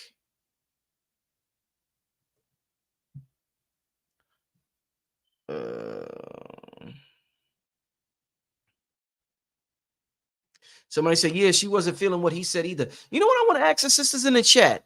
So, do y'all think, in terms of a household and decision making in the household, the main decision making and the direction the household should be going in, do y'all feel as though a man should do that? Do y'all feel as though y'all should do that? Some sisters say that they have to do it because the men that they come across are incompetent. So is it a matter of the men you come across are incompetent, or do you think overall that's just a woman's job overall? I'm trying to figure out, do you feel like you're forced to do the leading, or you want to do the leading regardless whether you're with a competent man who has extreme amounts of leadership? I'm just curious. So let me get to this next call, and that's a joint venture. It should be a consultation. It should be it's a partnership. Yeah. You know what it is? You know why I asked that? Because in terms of leadership, I feel as though a lot of stress, masculine energy has to get exerted. Living in this realm, living in this world, embracing the world, talking, making decisions, talking to people here, decide all that shit it could be taxing on your psyche. So in my opinion, I feel as though a woman wouldn't even want to deal with most of that shit. It could be draining. That's the best word I could use. It could be very draining being a leader. So you always have to, you lead and you always have to revitalize yourself. You always have to re-energize yourself. So I would just think that a woman is like, yo, you're sitting there with a whole man, but you're doing this work that's draining and he's just chilling. That shit don't add up to me. He's chilling and you doing all the draining leadership work. It kind of like, you know what I'm saying? It's like, wouldn't you want him to do that? and you like this is, and you just come in like, if you see he's going the wrong direction, you say it in a feminine way, which he can't deny. That's how I look at it. So I'm like, why would a woman want to do that draining work if the man is right there, he's competent, and he's a leader? That's what, like, that shit is draining. Like, I don't know if y'all think this shit is just cute. It's cute to say a woman is, this is a woman. Being a leader can be draining. That shit can be physically, mentally, emotionally, psychologically, whatever Lee you want to say, that shit is draining. And you have to be built for it. You have to know how to recharge yourself. You know how you have to know how to continuously tap in to this divine power to recharge yourself. Because often when you're the leader, the only place you could go to recharge is from divine, because the people are looking for you to lead. You don't go to them to charge. They come to you to charge, and you don't go to nobody in this room to charge. You go to divine. So it's like, yeah, I mean, being a leader is not easy work. So I'm just trying to figure out, y'all want to do that shit? Y'all really want to do that shit? Somebody say he obviously ain't. No, I'm a magnificent leader. I'm talking about, I'm not just a leader. I am a magnificent leader. And that's you speaking from emotion. I'm an absolutely magnificent leader. I don't even know how long you've been in a relationship, if you have a man, a husband, or what, but I'm an absolutely magnificent leader. Just look at this channel. Look at the community. Look at what I'm doing. But I'm just asking. It's a question I have. Like I said, it's about being transparent and us having an adult conversation without passively insulting each other or passively taking jabs at each other. And that's what we do. You know, we feel away. We feel triggered, and we passively take jabs at each other. Can't take jabs at each other just because you get triggered by something. Yeah. So, but call in, call in. I welcome you to call in, but I'm like, yeah, I could get why people say Phil was insulted. I could get that. I could get why people feel like he was insulting. I could get why people say he was telling the truth. I could get both sides, but I could see why women would feel that way. It was a harsh delivery. It was a very harsh delivery, and I've seen people say the same things he said, but not get ridiculed because of the delivery. So I totally get it. I totally get it. Stargirl, I totally get it. I'm not going to say I don't, I don't get it. I totally get it. Yeah, but let's get to another question. My brother Razor Sharp been on here for a while. Rick, look, I'm gonna get to Kelly. I'm gonna get to you in a second. Oh, yo, you know what's funny? I literally just clicked on the brother Razor Sharp, and he hung up. So I guess it was meant for Kelly to come on here. Kelly, are you there? Oh, I love your show. This is my first time calling in. I've been watching for like, oh my gosh, 7 or 8 years. I wanted to ask you about, and I want to ask you about this art that I do. It's called the Tree of Life, but it's my take on it, and it's all color coded. Okay. Like it's all by number. So this is actually the number 24. And I heard Huna Flash say something about 24, and I did this. I started working on this morning. Mm-hmm. And so as you flesh this all out, it always adds up to like the 6-point star. And I've been listening to Rashad, Jamal a lot and everything, and everybody. And I know that the number 6 is the number of mankind. I want to know what's your take on this. And I'm going to get another one too that's bigger. Yeah, let me see some more. But I mean, that's sacred geometry, sis. I would advise you to, well, I think that's fire. I see it already. Yeah, let me take it down. Oh, I didn't know you were going to give it to me so fast. I'm so nervous.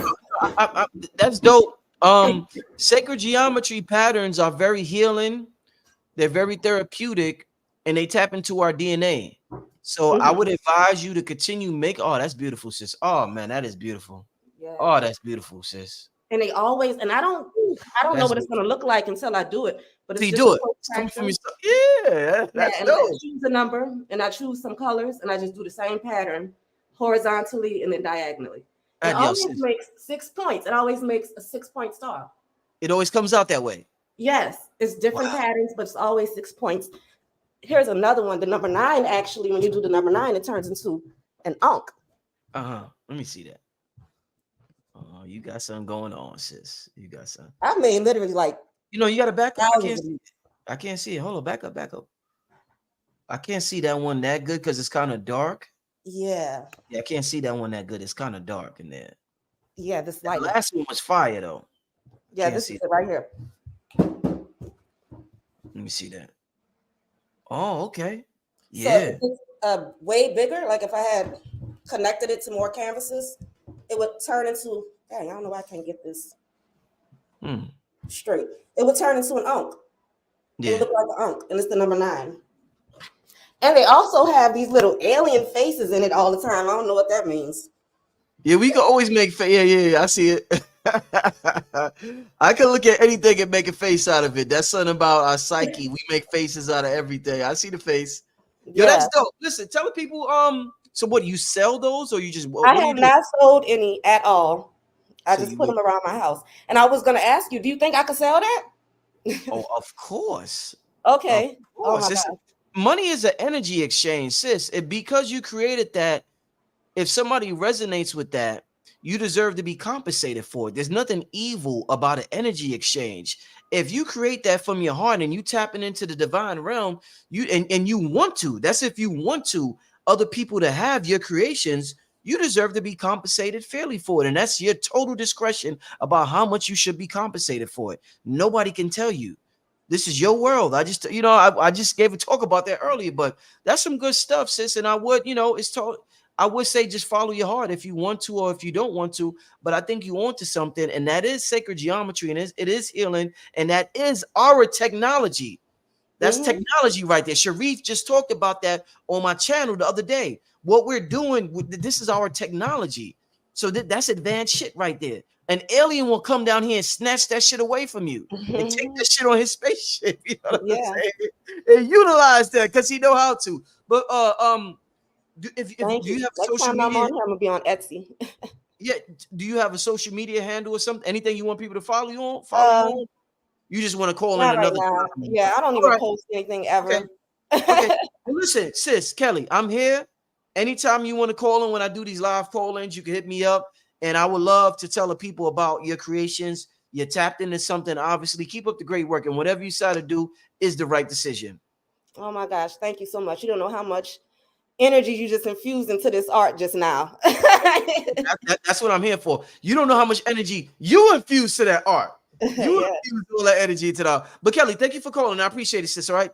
Thank you. Thank you. All right, take care, Kelly. Shout out to Kelly, man. That was beautiful. That was beautiful. That was a great call. And we're all so talented. Like I was just telling y'all that I'm good at this shit here. Like I'm in my prime now. Like we should all be confident about what we do. And we all should get encouragement from people once we're tapped into our purpose. So don't be shy to give somebody a compliment if they're doing something great. I ain't gonna wait on nobody's compliment. I'm gonna compliment my mother effing self. That's how I get down. I'm from Harlem. So we don't wait. We just compliment ourselves. We don't wait for the compliment. From Harlem, where I'm from, we just start complimenting ourselves until the world be like, God damn it, he's right. That is that nigga. I'm him. They be like, yeah, you right. You know what I'm saying? That's how we do. But yeah, shout out to Kelly. I just look forward to complimenting all of y'all because we're all great at something. I'm not shy about giving people flowers. That's my job. I told you the other show, I'm a hype man. I hype up good stuff. I make people rich on this show. I hype up good shit. You come here with good shit, I'm going to hype it up. My energy is, I got a electrifying energy. So if you got something good, I'm going to let the world know. And we all got something good, family. All of us. All of us got something. All of us got something good. Yeah. Let's get to the next one. Let's get to the next. Let's see who's in the chat. Where's Razor Sharp, man? Nigga, you hung up last time, man. What's up, Razor Sharp? What's up? Man, I've been trying to my phone just keep dying. I came for a hike. I'm in the middle of nowhere. I had to Oh, get back to my car. But whew. first things first, I want to say thank you. I discovered your channel about 5 years ago when I kind of took this spiritual enlightenment, deep dive thing a little more serious. Mhm. And during that path, your channel, I would say if there was 100% of growth for me, your channel is like a good 40% of it. just the Oh, information and the let's access go. and stuff. So I really mean it. Thank you for your sacrifice and your time. I studied audio engineering. I mixing and all that. I know you're in the music, you do a lot. I know this shit takes so much energy and time. So I Oh yeah. truly appreciate you. Like, thank you. Thank you, Now, brother. all that said, I'm gonna get into this real quick. My Please. I'm a backtrack on the whole being a leader thing. So I won't go into super details, but my dad is a chief of a very known tribe in West Africa. Mm-hmm. He's respected, he's the man, but he'll Mm-hmm. be the first to tell you Mm-hmm. without my mother ain't Mm-hmm. nothing happening. Woo! Talk to him, So brother. I believe the face is Oh, supposed to be the male, right. but the But other side and everything else, the intuition and all that, comes from the woman. So the woman, low key, is like really the one behind the scenes, but the man is the one that carries it. right. I work in private security for some very wealthy people. Every time we go out, it's a woman, my main client. Every time we go out, she gives me the money to pay the check. Mm-hmm. I never understood it until time went by. Mm-hmm. And Mm-hmm. that has to say something about something. It Mm-hmm. doesn't matter who's doing what, just the face is the man and the energy and the intuition is the woman. So that's all I have to say about that topic. Now, fast forward about the eclipse thing. Like I said, I got on this path about 5 years ago. I study with a very known Taoist priest on the West Coast. I live in Los Angeles. Now, Yeah. in Taoism, they believe that the left eye and the right eye, one represents the sun, the other represents the moon. The third eye, or your first eye, is the only one that sees the self. So when people are talking about looking at the solar eclipse and this and that, even if you didn't see anything with your naked eyes, if you focused on your third eye, you would feel it. That said, when I went outside on the West Coast, it started at 10:06 and it was done at 12:22. Now, I'm sure King Simon is somewhere with the numerology or Lord Strayhorn. One of them can kind of break that down. But if you do the math, the 10:06 is 7. The sweet spot in between the eclipse was 11:11, and it ended at 12:22, which is a 7. So it's 7, 11:11, and 7. If you look into those numbers, you will see the mystery in explaining a lot of stuff. Moving forward, that said, at the sweet spot 11:11 in Taoist. So backtrack the fireworks. Fireworks were invented in China, however many long ago, and they were actually designed to scare off negative energy, to scare off demons. So anybody who follows a Taoist tradition, or most monks, when the eclipse were happening, they were all lighting up fireworks because the dark energy that was coming in was extremely heavy. So the fireworks helps repel that energy. All that said, I was very skeptic about all this stuff, but I was doing qigong for at least 2 hours before the eclipse came on. I tell you, when I lit up the fireworks, and I don't like fireworks, but when I lit them up, I was paying full attention to myself, and I felt lighter after it was done. It was almost like something got off of me, and it had to be some kind of negative energy or negative vibe. And I just really, something in my spirit was telling me I have to share that information. Is gonna affect someone somewhere. I'm the first skeptic on anything, but I went into this with an open mind, and I was just like, prove me wrong. And I paid extreme attention to everything I was feeling, and it was trippy. There was a heavy gravitational pull happening, and there was definitely some dark forces lurking. And yeah, so in the future, eclipse firework or any kind of fire would kind of help keep away any negative vibes around. That's all I really wanted to share, and just to say thank you. Hey man, listen, brother. I really appreciate you calling in, man. This is why I love hearing people's experiences. You talking about your father and just everything that you did during the eclipse. Amazing story, brother. I want to thank you. Do you want to share any information from the people, or are you good? Like your Not at contact? Okay. not at the moment, man. I'm in deep school right now. I'm 5 years in. Maybe in another 3 years, Yeah. when I feel truly confident about the information I've gathered, I'll definitely reach out. For now, I'm just a humble student. Brother, I'm gonna be here in 3 years. I'm gonna be here till the day I I know leave you this will. realm. I'm the forever God. I'm the forever I know God. you will. I'll be here. I Brother, plan on going to Atlanta at some point later this year. I'm gonna look for you. yo, check this out. Listen closely. I got something big coming up in August. I didn't make the announcement yet, but if you could make it in August to this event, it's going to be a big event in Atlanta. I would say definitely try to make it and stay tuned for the announcement because it's coming soon. Say no more. Thank you, All sir. right, thanks for calling in, Razor. Peace. Peace. Yo, this is why I love to do these shows, y'all. Do y'all see everybody I've talked to so far? This is amazing shit, man. Communicating with the family globally all over the place, man. This is good shit here, y'all. This is good shit. And this is yeah, somebody, yeah, definitely. No, wrong chat moving so fast. Yeah, this show, yeah. Shout out to all the super chats. I done miss somebody said, "Can I play a song?" No, not on this platform. You can't play a song. I don't know if it's not on this show, should I say? Maybe on another show, but not on this show. But I appreciate the super chat. Shout out to all the super chats. I didn't get to all of y'all. Obviously, Chaos is talking about it's an equal partnership. We was talking about men and women in leadership earlier. I appreciate for all of y'all for your work. I mean, for your donation. I'm trying to I got a lot of super chats today, so I really appreciate it. I really appreciate it. Got a lot of super chats. Somebody said, so now do not get vexed with women who have had to take on leadership roles as single parents. They have had to morph to survive and raise their children. Not what we wanted, but have had to do. Yes, I agree with you 1,000%. I told this story before, and we're not talking about single parents. I'm talking about households that may have two genders in the household, and one man may assume leadership or the woman may assume leadership based on spiritual beliefs or whatever. And we're just discussing, who do you think should be the leader? Should it be a partnership? Should a woman serve a sort of a silent leadership?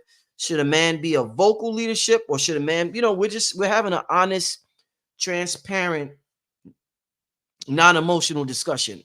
And obviously some people get emotional, but as I said, I'm a born leader, like I'm a super leader. Facts. All right, but in terms of what you said, I told this story before. I agree with you 1,000%. In terms of single mothers out there, that's one of the most hard. That's the hardest, most impossible job to do, is to play both roles, because you're kind of forced to. And I'm not saying it's her fault or his fault, whether the government did it or whether he was a deadbeat or whether he left or whatever. We're not talking about that right now. I'm just talking about the aspect of women having to be a single parent. It's super hard, or even a man having to be a single parent. But right now, we're talking about women being a single parent, because that's what this question is alluding to, or this statement. In terms of women being a single parent, it's extremely hard, because all children should have a father and a mother. And what I found, Chanel or Channel One, when I was young, I didn't have a dad, right? And my mom and my grandma raised me. And I noticed my mother was more masculine. She exuded more masculine energy when I was young. And I noticed as soon as I turned 18, she turned that shit down. She turned it down because it was no longer appropriate, because I was older now. And now it was my turn to implement what she taught me. So she turned it down severely. And I remember it threw me off. And I'm like, why is mom like this now? In my mind, I'm like 19. In my mind, I'm like, why is mom soft? My mama was hard. I'm like, why is mom soft now? Then when I got older, I'm like, oh, no, she's raising a boy. My father didn't leave because he was a deadbeat. My dad got killed. Shout out to my dad. This is my father. My father used to wear this chain. My father used to wear this. This is my father's. He was an Aries. My dad is an Aries. And my mother's a Cancer. Astrological signs I'm talking about. And I'm a Virgo. I come from an Aries and a Cancer. So, dude, what my dad used to wear, I wear now. My mother had to. So when the brothers say sisters are masculine or act masculine, unfortunately, brothers, some of our sisters are forced to because of the circumstance that they are put in, and they're raising these boys, and boys, young brothers, young male children are energetic like a motherfucker, and they're gonna test you, and they're gonna do this thing, and they always moving and jumping, and they have testosterone.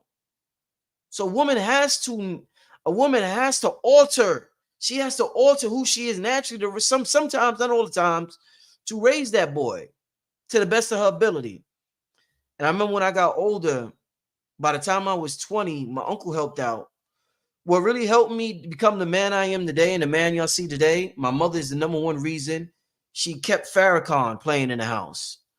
The Honorable Minister Louis Farrakhan helped me out a lot. Me seeing, I'm my main thing in life in terms of being a man, and like I told y'all, I'm a leader, like for real, like I'm not joking. I'm a leader. Is my ability with self-discipline. I have an amazing amount of self-discipline, and the Nation of Islam taught me that the importance of self-discipline. Those brothers, the way they stand, the brothers exemplify self-discipline. And I appreciate my mother for playing Farrakhan in the household, and just listening to him, taught me, yeah, mommy likes that. Mommy appreciates that in a man. That's what I want to be. That's what I want to be. I want to have self-discipline like him right there. I want to have knowledge of self like him right there. I want to be able to speak like him right there. I want to be spiritual like him right there. So shout out to the Honorable Minister Louis Farrakhan. Shout out to my mom for playing that. And my uncle taught me when I got older, being around him was like, it really got me going. So shout out to my uncle. My uncle name is Charles Preston Merritt. And I named my son middle name is Charles. I named him after my uncle. So shout out to my uncle for, instilling so many things in me in terms of manhood. But it's like, it's hard for single parents. So y'all not even in this conversation. We talking about people who have a choice with men, but the single mothers, y'all got to do what y'all got to do. And that's a very hard situation y'all put in. And, I wish the best for y'all out there. It's not easy being a mother raising a son by yourself. It's not easy at all, like at all. So yeah, that's that. Let's get to it next. Let me see what y'all talking about in chat.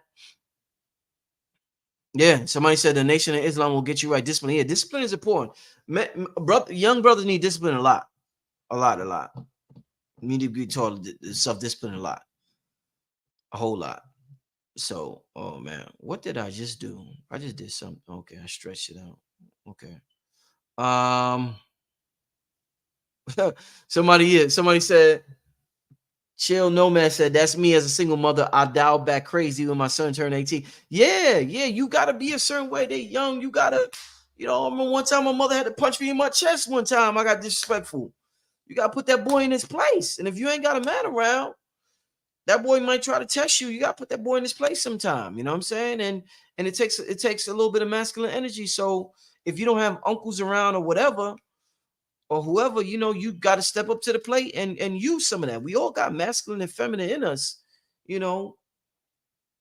Sometimes it's necessary to, as a male to tap into his divine feminine, and sometimes it's necessary for a woman to tap into her divine masculine, depending on the situation. But yeah, this is exactly what my mother was faced with. Chill, no man. So shout out to you, and I'm glad you realized to dial back when he turned 18 and let him, do what he got to do, and find himself when he turned 18, and not just, make him a goddamn a brute or a buck and just beat on him and scream at him to eternity. Like we gotta let the boys, be boys. Let them, puff their chest out when they get older. Let them puff their chest. Let them feel like how they feel. That's how my mother did when I got older. And I'm thankful, and I learned what I had to learn. Yeah, we got to get Farrakhan. I would love to get the minister on here. I would love to get the minister on here. I would absolutely love to get the minister. If I get the minister on here, I would spend a month getting questions together. Like I told you, I'm great at this shit. I will give the best interview in the entire history of humanity. If I interviewed Farrakhan, I will give the best interview in the history of humanity. I will ask the best questions in the history of humanity. I don't care if when Toph was around, Toph and whoever was around, Pata. I don't care who was around there. Nigga, I interviewed Farrakhan is gonna be the greatest. And of course, I'm just, I'm saying that in a playful way, but that's just how serious I am about interviewing that brother or whatever. Let's get to the next caller. We got Bulos Music. You still there, brother? What's up? Yeah, we've been on here for 2 hours, y'all. What time? It's 11 o'clock. But I see, Bulos, you done missed out on your chance. Yo. Oh, I see you coming in now. Yo. Oh, there you go. What's up, man? Goddamn, what's up? What's happening? I remember you from last time. Can y'all hear me? Yeah. Yes, that's right. Thank you for having me on again, man. I just wanted to share what I felt with this eclipse. I mean, I decided to stay inside, not to deal with it, not to absorb that solar energy at that time. Yes. And I also used some spiritual protective tools to protect me and my family, and my space. Actually, I'll share some of those tools that I used. But first, I want to say, man, like I was very. It's like there's this heavy feeling on me, of I can sort of say it's anxiety, like you said, but at the same time, it's more like gratitude. It's like I'm being forced to feel that. I mean, force is probably not the right word, but I do feel like I need to just embrace that a lot. And yeah, I do feel like every thought that I have, every action that I take has to be calculated. I feel like everything has a big sort of effect on any decision I take. So I'm being very careful. I'm extra aware with my thinking, my execution. I actually had my car break down yesterday, 2 days ago, and then one of the mechanics, he referred me to another mechanic. I'm not sure why, and that mechanic was called Eclipse car repairs, and I was like, what? You like, ain't that something? Ain't that something? Man, that was crazy to me. And yeah, so I just want to also share the tools that I've been using. I asked, what's his name, Brother Yosef, the master, Brother Yosef. He denied to answer the question. He said to me, "This guy you're asking about, I can only reply on that on my Patreon." So that made me, even more intrigued. I wanna know why we can't discuss, anything right there. But the guy's name, his name is Dr. Mitchell Gibson.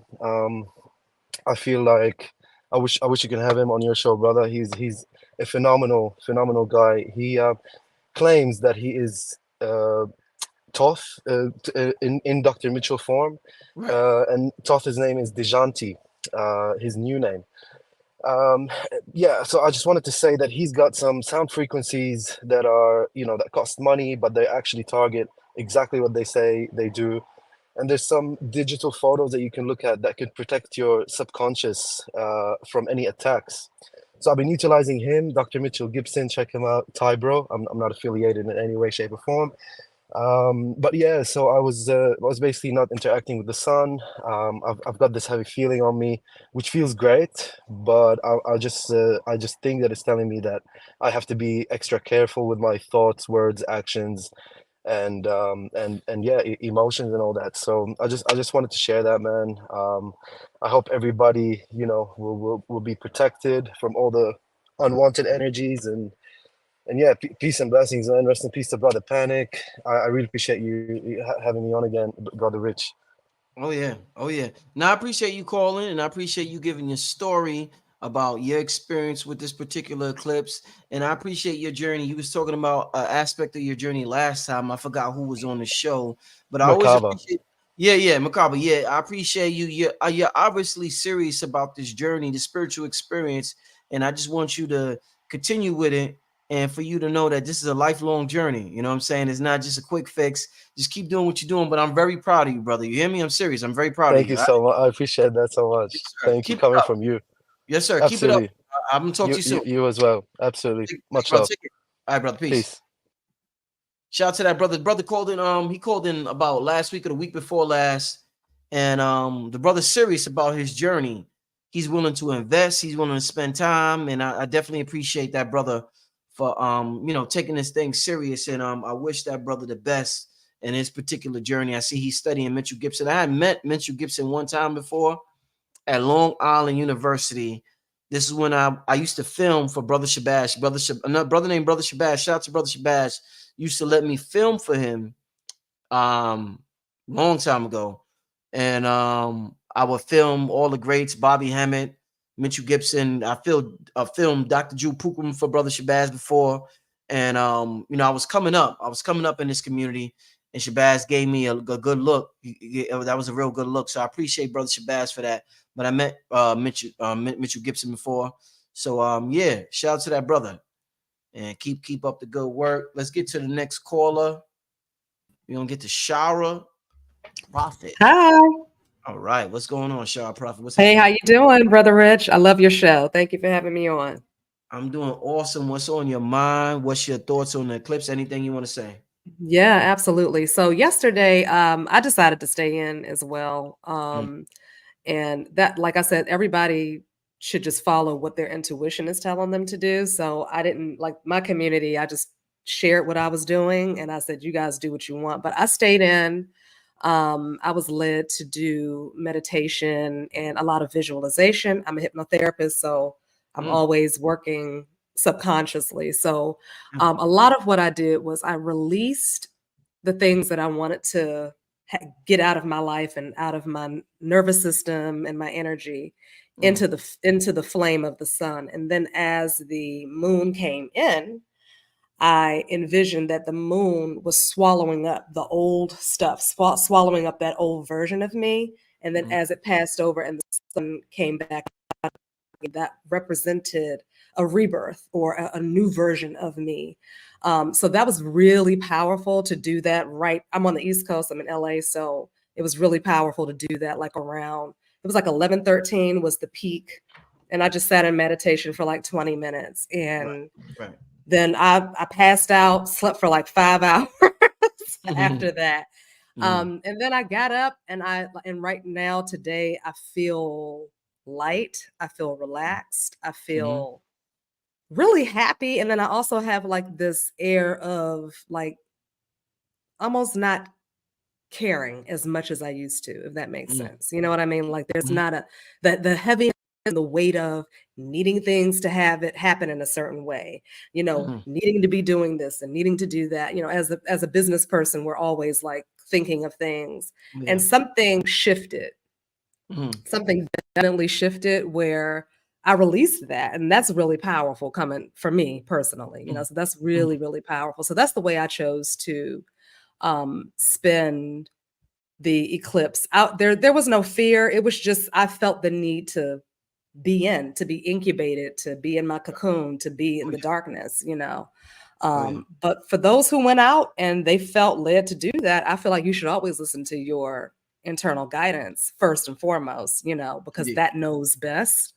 But, for me, that worked out really well.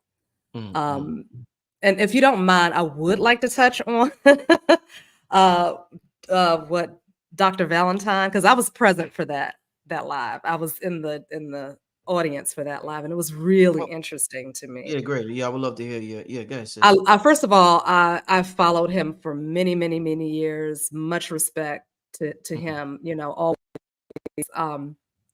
I agree that the imbalance with the feminine and the masculine is a real thing. I totally agree with that. I've had to do a lot of work myself to balance myself out. Not just with the feminine energy, but both the feminine and the masculine, because you need both in order to live a whole life. You cannot create anything without the divine feminine and the divine masculine. Indeed. Any new thing that you want to do in life, you need your conscious and your subconscious. The conscious is the father, the son, the divine masculine. The subconscious is the mother, is the darkness, is the emotions. So you need both of those in order to come into the superconscious, which is the new life, right? So all of those things are needed. But I do agree that because we hold both energies, that we need to balance that out. And I think a lot of the reason why some of the ladies got upset was more so his delivery than it was what he was saying. Yeah. You I know think what it I was. mean? Yeah, I think it was harsh. It was harsh. It was. Yeah, and you know what? It didn't bother me personally Yeah. because of what I do. I'm used to dealing with different temperaments and Okay. things like that, and I felt the passion in what he was saying, you know. But I do believe that delivery is everything, and then you can get a lot more across to people when you are able to temper your own passion. It's okay to be passionate, but you also have to learn how to, like, you know, Yeah. you know how hypnosis is a lot of manipulation and things like that, and manipulation in a good way, I must say, you Yeah. know. But so that's my take on that. I know, you know, still all respect to him always, and I still love all of his work, but I just felt like that was the main thing that kind of threw some of the ladies off a little bit. Indeed. All right. And what in terms of what we were talking about earlier, we was having a mature conversation about leadership. Yeah. And we're just, we're figuring this thing out. We've been lied to so much, and we want to create a certain harmony with each other. In terms of leadership, what's your thoughts about the male being the leader or the female being a leader in the household? Is it a joint partnership? Should the man be the vocal lead and the woman be the silent? Should a man be the silent and the woman be the vocal? What's your whole thoughts about this whole leadership, discussing that? Like I said, not only Dr. Phil Valentine, but just the whole internet in general that's talking about, because everybody's talking about relationships now, especially because of Kevin Samuel sparked that debate. And after he passed away, there's like 1,000 clones of him out there trying to regurgitate what he was saying. You know what I'm saying? They figured out it was a hot topic, and they want to profit from it. So what's your thoughts on leadership and man and woman?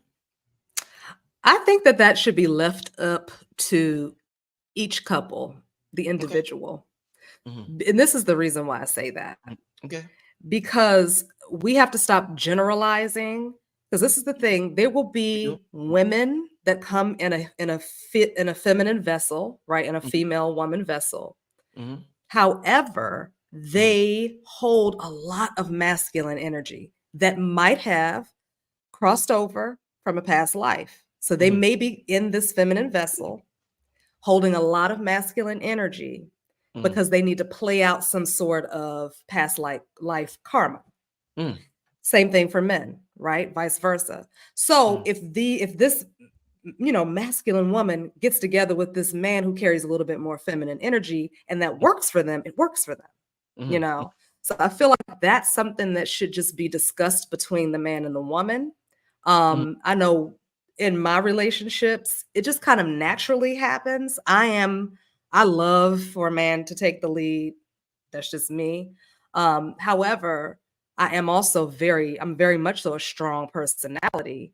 And I'm lucky to have been in situations where I was able to voice my opinion on things, and we were able to come together and make decisions as a unit. I never felt like I needed to hold back for fear of emasculating someone. So I feel like the first thing we all need to do is, one, heal whatever we need to heal.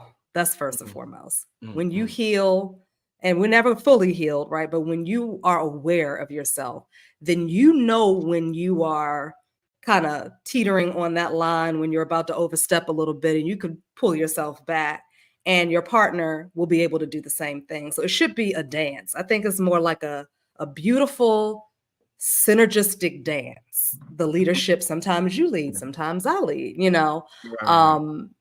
I think there's too much conversation around it. And I think that when we get bogged down in the details of things, then what that does is it leaves a lot of room, for lack of a better word, it leaves a lot of room for demonic entities to enter in and cause a lot of chaos, where it could be a lot of peace and, ease. Right.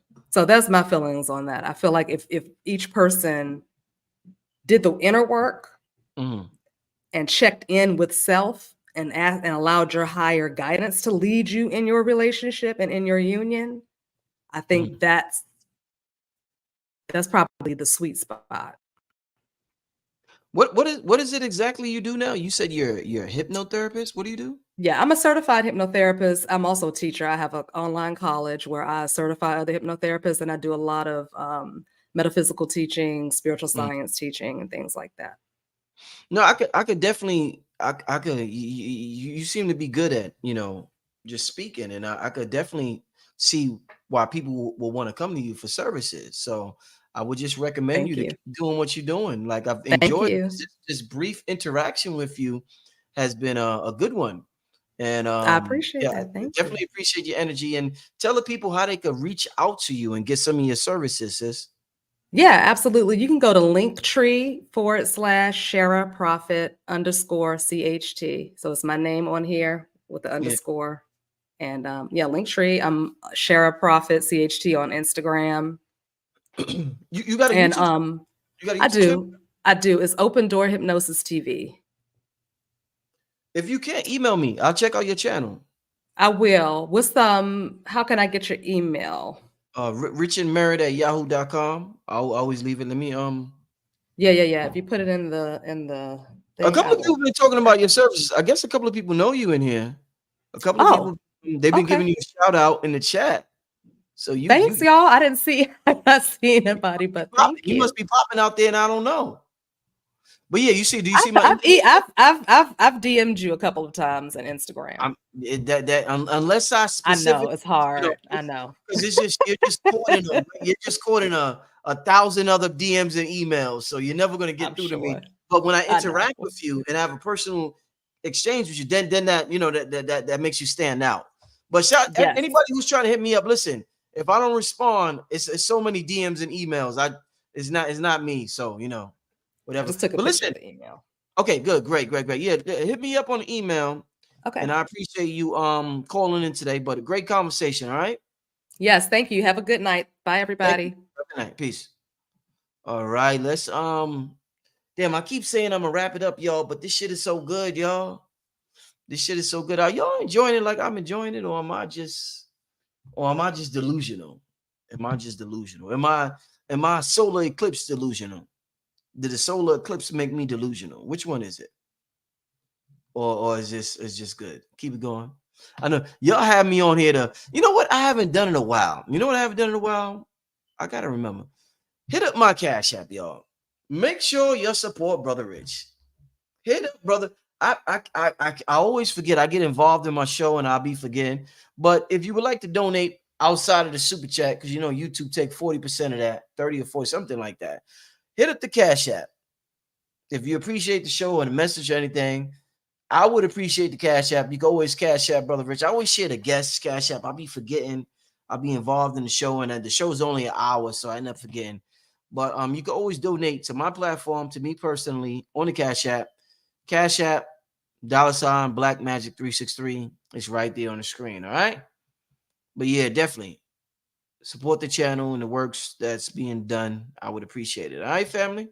With that being said, this might be the last call. I don't know. I'm gonna see. I've been on 2 hours and 15 minutes. We still got about 1,800 people in here. It's late. I got a great show tomorrow. I'm not gonna say who yet, but I'm gonna be on here tomorrow. Oh man, let's go to the next call. Wild Rose, you was on here before. You was just on here. Wild Rose 888. Shout out, sis. What's going on? I can't hear you. Can't hear you. Cannot hear you. Okay, what's up? Got a Cash Are we App good already. now? Shout out to John C for the Cash App. That's what's up, John C. I appreciate you, my brother. Go ahead, Wild Rose. Go ahead, my sister. What's on your mind, Sister Eclipse? Peace. What's good? What's going on? How are you feeling? I'm feeling magnificent. Absolutely magnificent. Well, go ahead. Yeah, let me get in. Let me get into the frame. Let me put on my right shades too. Yeah. Gotta have on my shades for the show. All right, peace to the family. So this eclipse energy, it was for me. It's like it's so crazy because it was like I don't know if it was eclipse energy or what the fuck, but it was like it was just so much ramping up personally in my life for like a few weeks before that. Like when was that Baltimore Bridge situation? That was like 2 weeks ago. It was like a week before the eclipse. Yeah, something. Yeah. It was like a week before the eclipse, Yeah. right? So I had a family member that got sick, right? And so I got the news of the bridge, and then that happened. And then with the eclipse, the family member passed. Wow. And it was like a release for me, right? And it's so interesting because like I was saying, like for 3 or 4 weeks before all of that happened, I had things personally going on in my life, like personally, like so personal it couldn't get more personal. Like damn, what's going on, world? Why you doing it, girl, like that? Oh yeah. Like, you know. And so I went through like a lot of turmoil, a lot of grief, a lot of release, so much release. A family member of mine also went like something's totally separate, but at the time where we both felt like it was so big, right? And then to go through like the grief and the feeling and to release the pain or whatever comes with, you know, turmoil.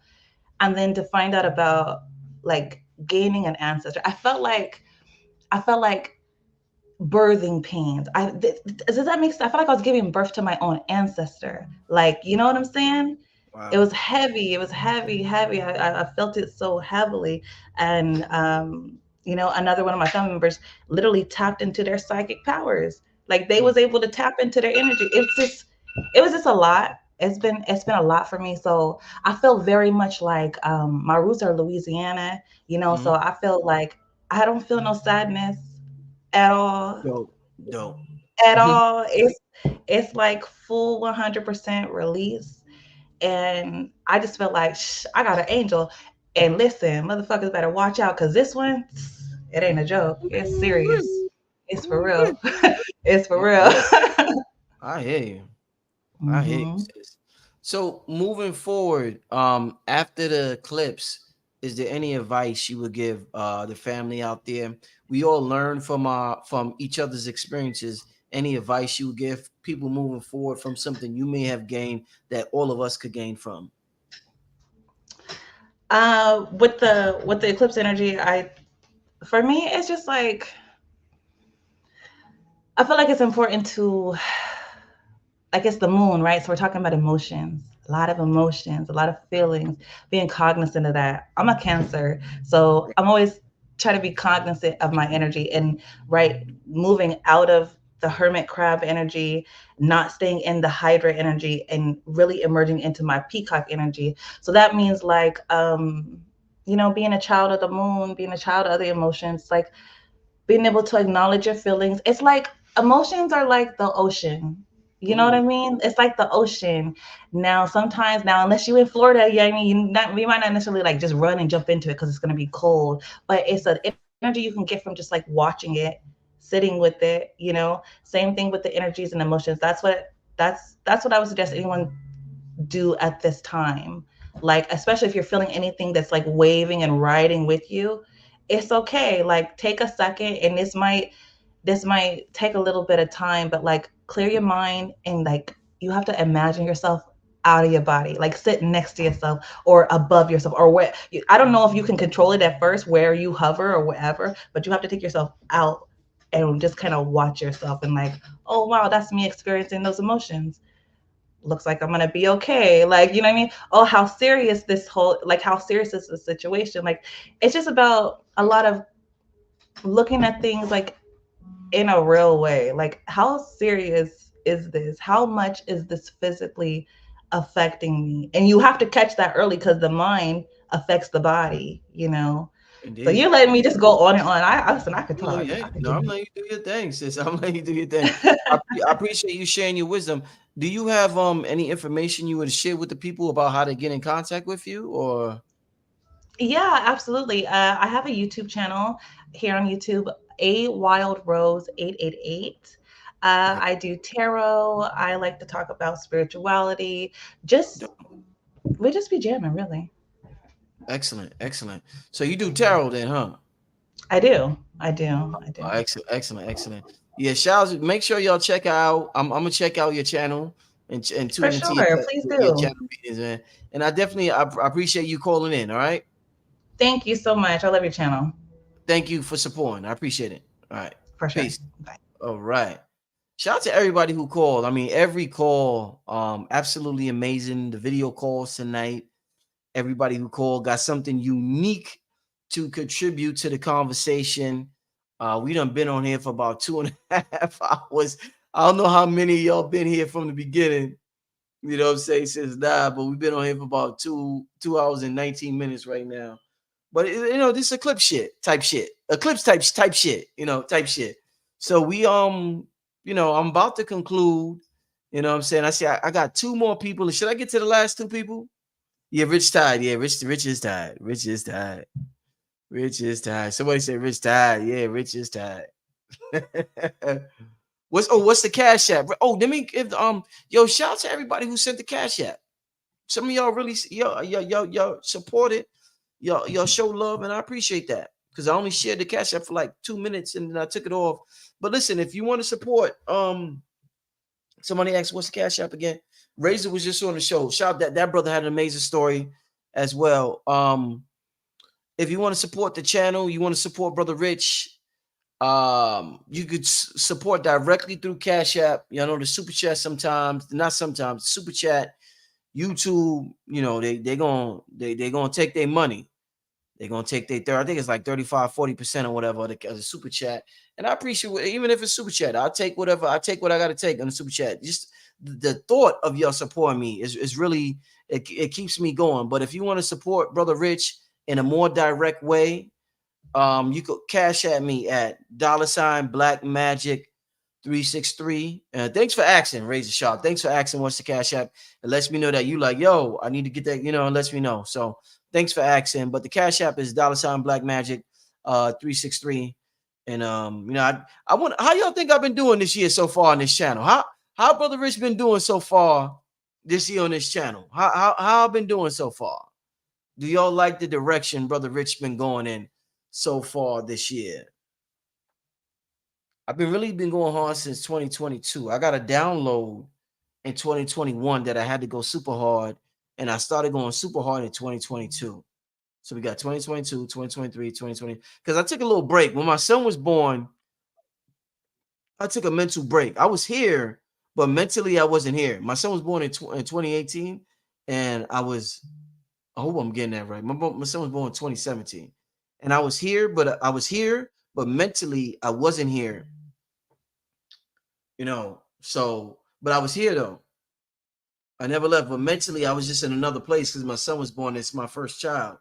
But I remember by 2020, shit really changed. 2020 was humongous for my soul evolution. And that's why they did that thing. 2020, I really got a download in 2020, like, yo, it's your time, nigga. It's your time.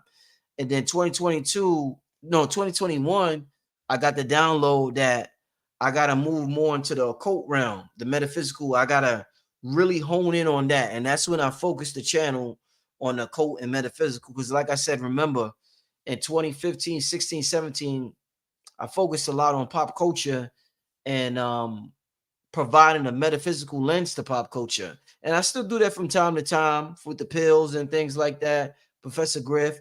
Remember, I had a show every week with Professor Griff. And those shows are easier. These metaphysical shows, it takes a lot of energy out. It takes a lot more energy to do these metaphysical shows. And this is why it's rare to see somebody do this for so long. Because to be spiritually in this for so long is not an easy task at the rate I'm doing it. Several times a week, it takes a lot of energy, and it's just something you got to be born to do. This is just my mission. This is just my my purpose. So I'm thankful for that. But I'm thankful. Listen, I got to tell y'all, I'm thankful for the honest conversation we had tonight about the eclipse, about different perspectives. Let me say this again. I am thankful for the honest conversation we had about different perspectives. Let's embrace different perspectives post eclipse.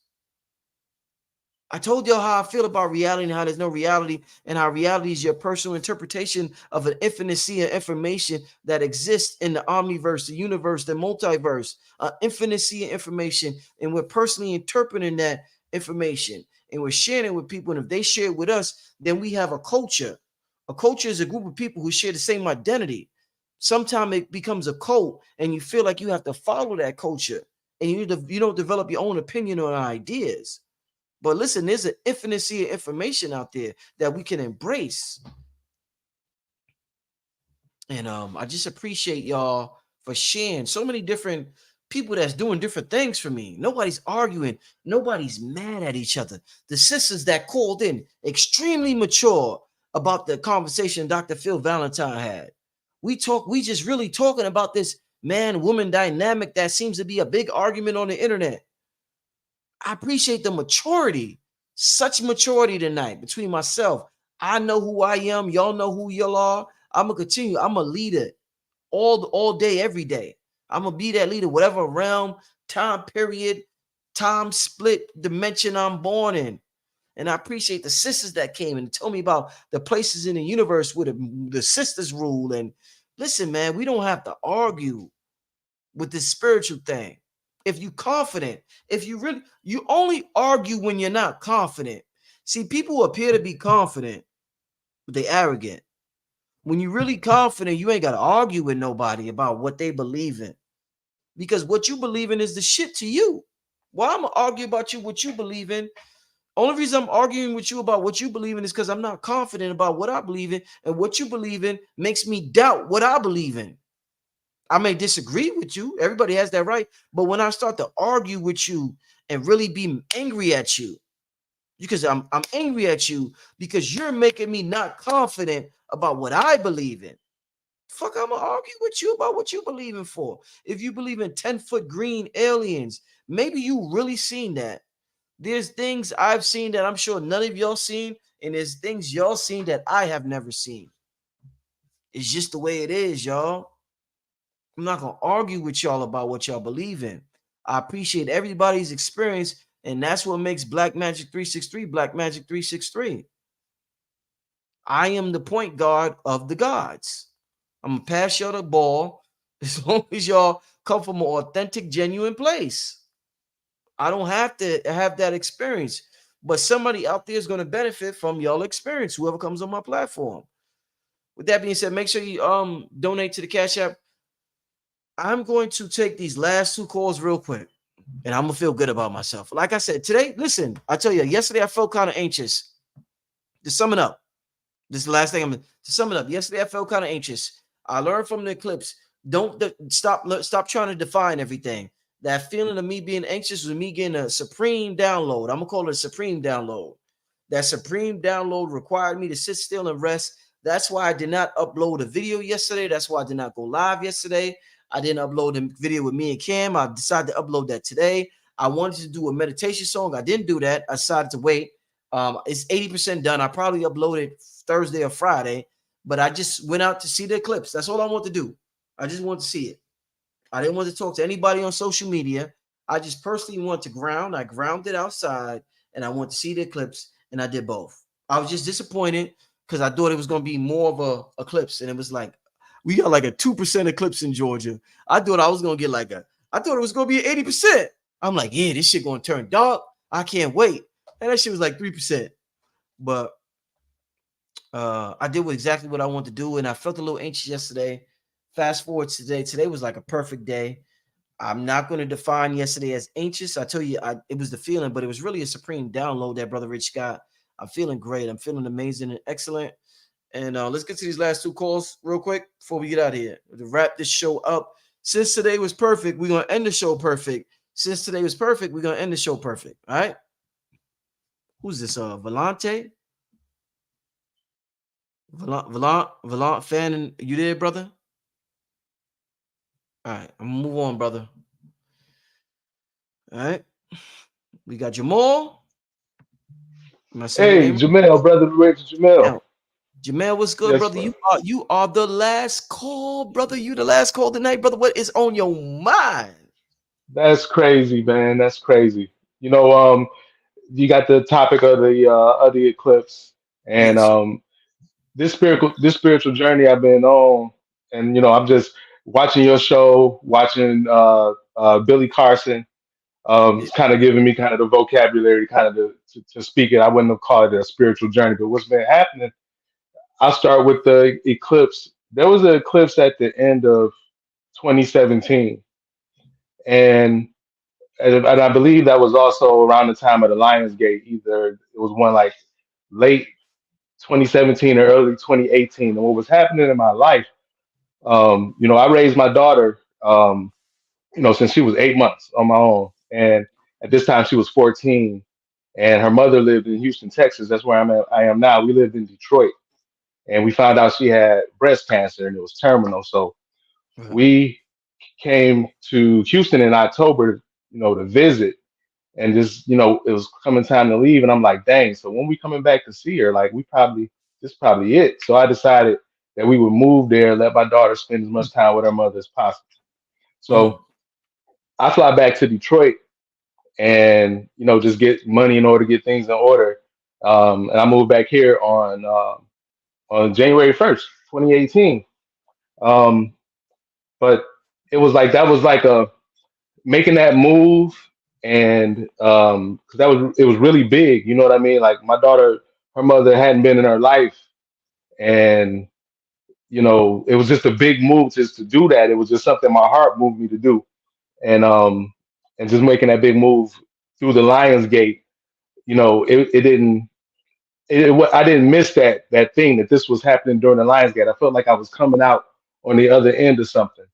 So 2018, on March 13th, her mom passed away, and um, you know, I went in. It's a long, long, long story, but in 2013, I mean, in 2018, March 13th, she passed away. 313. Um, I'm living in Houston now still, and I go to the DMV, and giving up I'm surrendering my Michigan driver's license, and I'm writing the number down to my Michigan driver's license on this piece of paper. They stamped it void, gave it back to me, and I'm writing the number down, and I'm looking at the first 6 digits. I'm like, oh, that's my daughter's birthday, but with a numerology flip. You know what I'm saying? Her birthday is 12/12/2003, and the first digits was 120366. So you got the 12/12/12 or the 333, right? And I continue writing, and the last digits of the license number was 031318. Anybody in Michigan knows it's 12 digits in it, but the last 6 digits were the exact date that her mother passed away. And I'm like, wow, that's just something. And I don't miss things like that, and if I give you all the dates in this whole story and really go back in it, it's crazy. But as I go forward, it gets crazier. So I see that coincidence. Um, and I'll fast forward to last year, 2023. My mother got sick. So she had a stroke some years back, and she wasn't doing well. So I ended up going back to Detroit. And my job is a sales job, so I missed some commission and things like that. She passed away. God bless my mother. Um, then when I got back, I went back home for the funeral and came back, got behind on some bills, ended up having to move from my house into an apartment. So I'm moving, and now finally I've moved everything into my new apartment, and my room is set up, everything's set up, the cable's on. I'm like, man, I just turned the U-Haul in. I'm like, you know what? My mom's birthday, now this was April 30th. My mom's birthday was April 29th. And I'm just like taking a big woosah, like I just a release. And I turned on the TV, Malcolm X was on. I'm like, I'm just gonna watch Malcolm X. And there was a scene in Malcolm X where he was going to commit himself to Islam. He was saying, I won't drink, I won't smoke, I won't fornicate, I won't, he just was basically ready to live a righteous life. And the guy that was instructing him was like, okay, well, now we pray 5 times to the east. And Malcolm X wouldn't get on his knees and pray. I seen Malcolm X a million times, and I always thought he was too humble. I mean, he couldn't humble himself. He maybe thought he was too big to do it. But at this time, I'm like, dang, this brother went from being a criminal, went to jail, got some learn some science, you know what I'm saying, learn some information and wants to be righteous. But at this point, he don't believe in God. That's why he didn't do it. He didn't believe in God. I was just thinking like that took some integrity on his part because most people you find a group that you want to join or some people that's doing something, you might just go ahead and bend the knee and pray and you don't really believe. So at that point I'm like, dang, well I know I believe, but that just took some integrity. So later in the scene he goes back to his cell, he doesn't get on his knees and pray, and then um he gets a letter from Elijah Muhammad and he says that he could see Elijah Muhammad in the room with him as he's reading the letter, said he could see the pain and wisdom in his face. And he said, then I could do it. Then he got on his knees and prayed. And I'm like, wow, I missed that all these years. That at that point, he saw something and he saw something that made him believe, like, no, this is real. God is real. There's something more to this. Regardless, I see a man in my room, I'm reading a letter, and I see him in my jail cell. Like that, I kind of missed that whole point. I go outside later. I got a cigarette in one hand, I got a blunt in the other hand, and I'm on my new patio, just moved into my apartment. I'm like, man, maybe I should quit smoking. And I I said, well, definitely the cigarettes. I'm like, but the weed, God, the weed though, like I've been smoking for a long time, and it's you smoke and it gives you a wider perspective of things. You dig deeper into the information, and then when you come back when you're sober, everything is still true. It's not like you hallucinated, imagine anything. You know what I mean? And I was like, it's just been keeping my perspective wide. And then the answer came to me. It said, sharpen up. And I saw like a vision or not a vision. I imagined a triangle, wide at the bottom, sharp at the tip. Like you've been smoking for years, time to sharpen up. And then a bird flew over my head, and a little small brown, probably sparrow or something, just flew right in front of me. I'm like, okay, that's confirmation, God. I look to the left, another one. Whoa, there you go. Look to the right, another one. It happened about 3, 4 times. And I hate to drag this out, brother Rich. I said, you know what? It's getting weird. After about the 5th time, I said I'm gonna look straight up, and I expected if I'm gonna see a bird, I know something. I should have confirmation a long time ago, but this is the mindset I was in. This is the thoughts that was happening. So I look up, and I don't see nothing. And I look further out.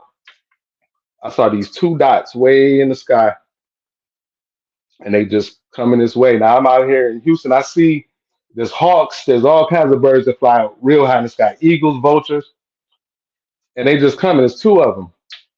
And as they get almost like overhead, I'm like, them dudes they ain't flapped their wings yet. And when they got overhead, which I saw 2 UFOs. Woo. Man, it looked like a math equation flying. It was it was 2 of them. There was a blue circle. It was so high in the sky. It looked like a sign that you were supposed to see from the ground. Like intentionally, you're supposed to recognize this if you read whatever language. It's like a sign. It reminded me of the advertisement. You know what I'm Yeah. saying? Like it looked specific that you're supposed to see this from underneath. It was an oval shape in the middle, and then on each tip it was a black less than or greater than sign. It was like it was 2 black triangle tips, 2 of them. I whip Try, out my try, phone. try to sum it up too, brother, because I don't have that much longer. So Yes, try sir. Yes, sir. Yes, sir. Um, to. to sum it up, the events that led me to be on that patio, haven't even laid them all out. But Right. I wasn't moving to Houston, Texas. I was coming here, because of my daughter's mom. I wasn't intending to move in this apartment. My mother passed away. I ended up getting put out of my other place. You know what I mean? I didn't intend to look at the sky that day. I was out there just having a smoke and thinking about the movie I just watched. You know what Right. I'm saying? Right. And but I wasn't even, I mean, I've been wanting to talk to you. You see me in the chat probably. I've asked a question about the ID number and that specific. This was before the UFOs. I asked you this in the chat probably a couple years ago, and probably another time recently. But there's been, and I want to really connect with you on another, maybe personally to show you I got proof of certain things, I got evidence of certain things. I don't want to waste anybody's time with, you know what I'm saying? But I do want to really iron this out. I'm not even telling the story, bro. I'm really putting this in a micro minute, even though I know I've kept you a minute, but It ain't been a micro minute. You've been on here for a while, brother. It ain't been no minute, brother. You yeah, well, a little yeah, minute now, but brother. I know And I've don't say been, I a know minute. I've been in here for a minute, yeah, God but damn, brother, you talking. So don't say a micro minute. Listen, I well, appreciate no, yes, sir. you calling in, brother. We can't. I gotta go. But listen, I appreciate you. I want you just to sum up basically what you got to say because I gotta leave. But brother, sum up what you're trying to say, and I would love for you to call in on the next call-in show as well and finish this up. Yes, sir. Yes, sir. So, what I'm observing from seeing that these events in my life that I wouldn't have chosen, this path I didn't choose, Yeah. um, except for who I am in my DNA to make the choices I made. But these Mm, events I had no control over, mm, you know, and for them to lead me to see what I saw made right. me go back and say, wow, well, I wouldn't have saw that if I didn't do this, if I didn't watch that movie. I would have missed it. Oh, if I wouldn't have moved here, I wouldn't have saw it. So it is making me see a deliberate uh, line of events. And I wonder if other people had those same kind of experiences, but it's also showing me a higher dimensional view of A view. Yeah. Yeah. anybody anybody who had the power to line these things up to happen. Yeah. I can almost see their view, but only from here. I can't see from there. We got Mm, to talk some more, man. Even the symbol is representative of the zero, less than, greater than. yeah. It's a long range, but I really want to talk to you some more about it. Hey, listen, brother, I appreciate your call, brother. Is there any contact information you want to share with the people for anybody who might want to reach out to you and share or listen to your story? Yeah, sure. You can email me. It's jamonit love, JAMONITLOVE @gmail.com. Jam on it love at gmail.com. You can reach out to this brother. And I appreciate you for calling in, my brother. Right. You take care of yourself. Yes, sir. And one more thing, if you look up Jamel Idris, like it's spelled on the screen, Yeah. put some of the information on YouTube. You can see just some of these things has been mounting up to a second and third UFO. One of them I caught on video. So that video, if you look on the YouTube page, you look up Jamel Idris, you probably find it. All right. All right. All right. Take care, my brother. I'll talk to you soon. All right. Thanks, man. Peace. Peace, my brother. All right. Shout out to everybody who called in tonight. Yeah, that brother got a long story that I feel as though is a show within itself. You know, that brother should definitely reach out to Roderick. Somebody said that in the chat. Roderick Martin could definitely give that brother some information about the story that he told. I see the brother still in the back. The brother Roderick Martin is somebody you should definitely reach out to as well. Shout out to Roderick Martin. I gotta contact that brother and get him on the show again. You know what I'm saying? But shout out to everybody. We've been on 2 hours and 45 minutes. 11:47, man. The day after the eclipse. I want to thank everybody for tuning in. Gratitude for everybody. I don't know how many of y'all been here from the very beginning, man. Shit. We done been on here. This is the eclipse type show. This eclipse energy. You know what I'm saying? But I feel as though it was an amazing show. Authentic show. You know, I usually use the word electrifying to describe my shows. This was electrifying, but I feel as though it was authentic tonight. I like that authenticity. You know what I'm saying? I love it. I love that authenticity. I'm saying I love that. You know, I'm not we shouldn't be up here just trying to impress people. We should really say some shit that's on our mind and on our consciousness while we up here. You know what I'm saying? C Diggs, shout out to C Diggs. C Diggs is a regular. All right, shout out C Diggs. Appreciate you for tuning in. Oh man, yeah, brother Rich is definitely tired now. I got a show tomorrow though. I'm gonna be back tomorrow. So tune in tomorrow at 9 o'clock. I won't say the show just yet, but I will be back tomorrow 9 o'clock sharp. All right. Other than that, I want to thank everybody for tuning in. Listen, family, we had some awesome, magnificent times. I want all of y'all to continue to tap in, be the greatest version of yourselves. You know, do what you got to do. Like Seven Beaumont says, you got forever to figure this out. You know what I'm saying? We got forever to figure this thing out. You know, this is just we just here for a short amount of time. We might come back, we might not, but we are greater than these vessels that we see, these vehicles that we see. We are way greater than that. And the whole purpose of this channel is to help you to tap into your expansive power that you are. Shout out to everybody who listened, gained something, supported, donated, watched, shared, everything. I appreciate all your help, all your support. I got a huge announcement coming for August real soon. Something real big. The biggest thing that I ever did is happening in August. I'm gonna make an announcement real soon. Stay tuned for that. Besides that, y'all take care. Y'all have a good night. Y'all do your meditation, whatever y'all got to do tonight.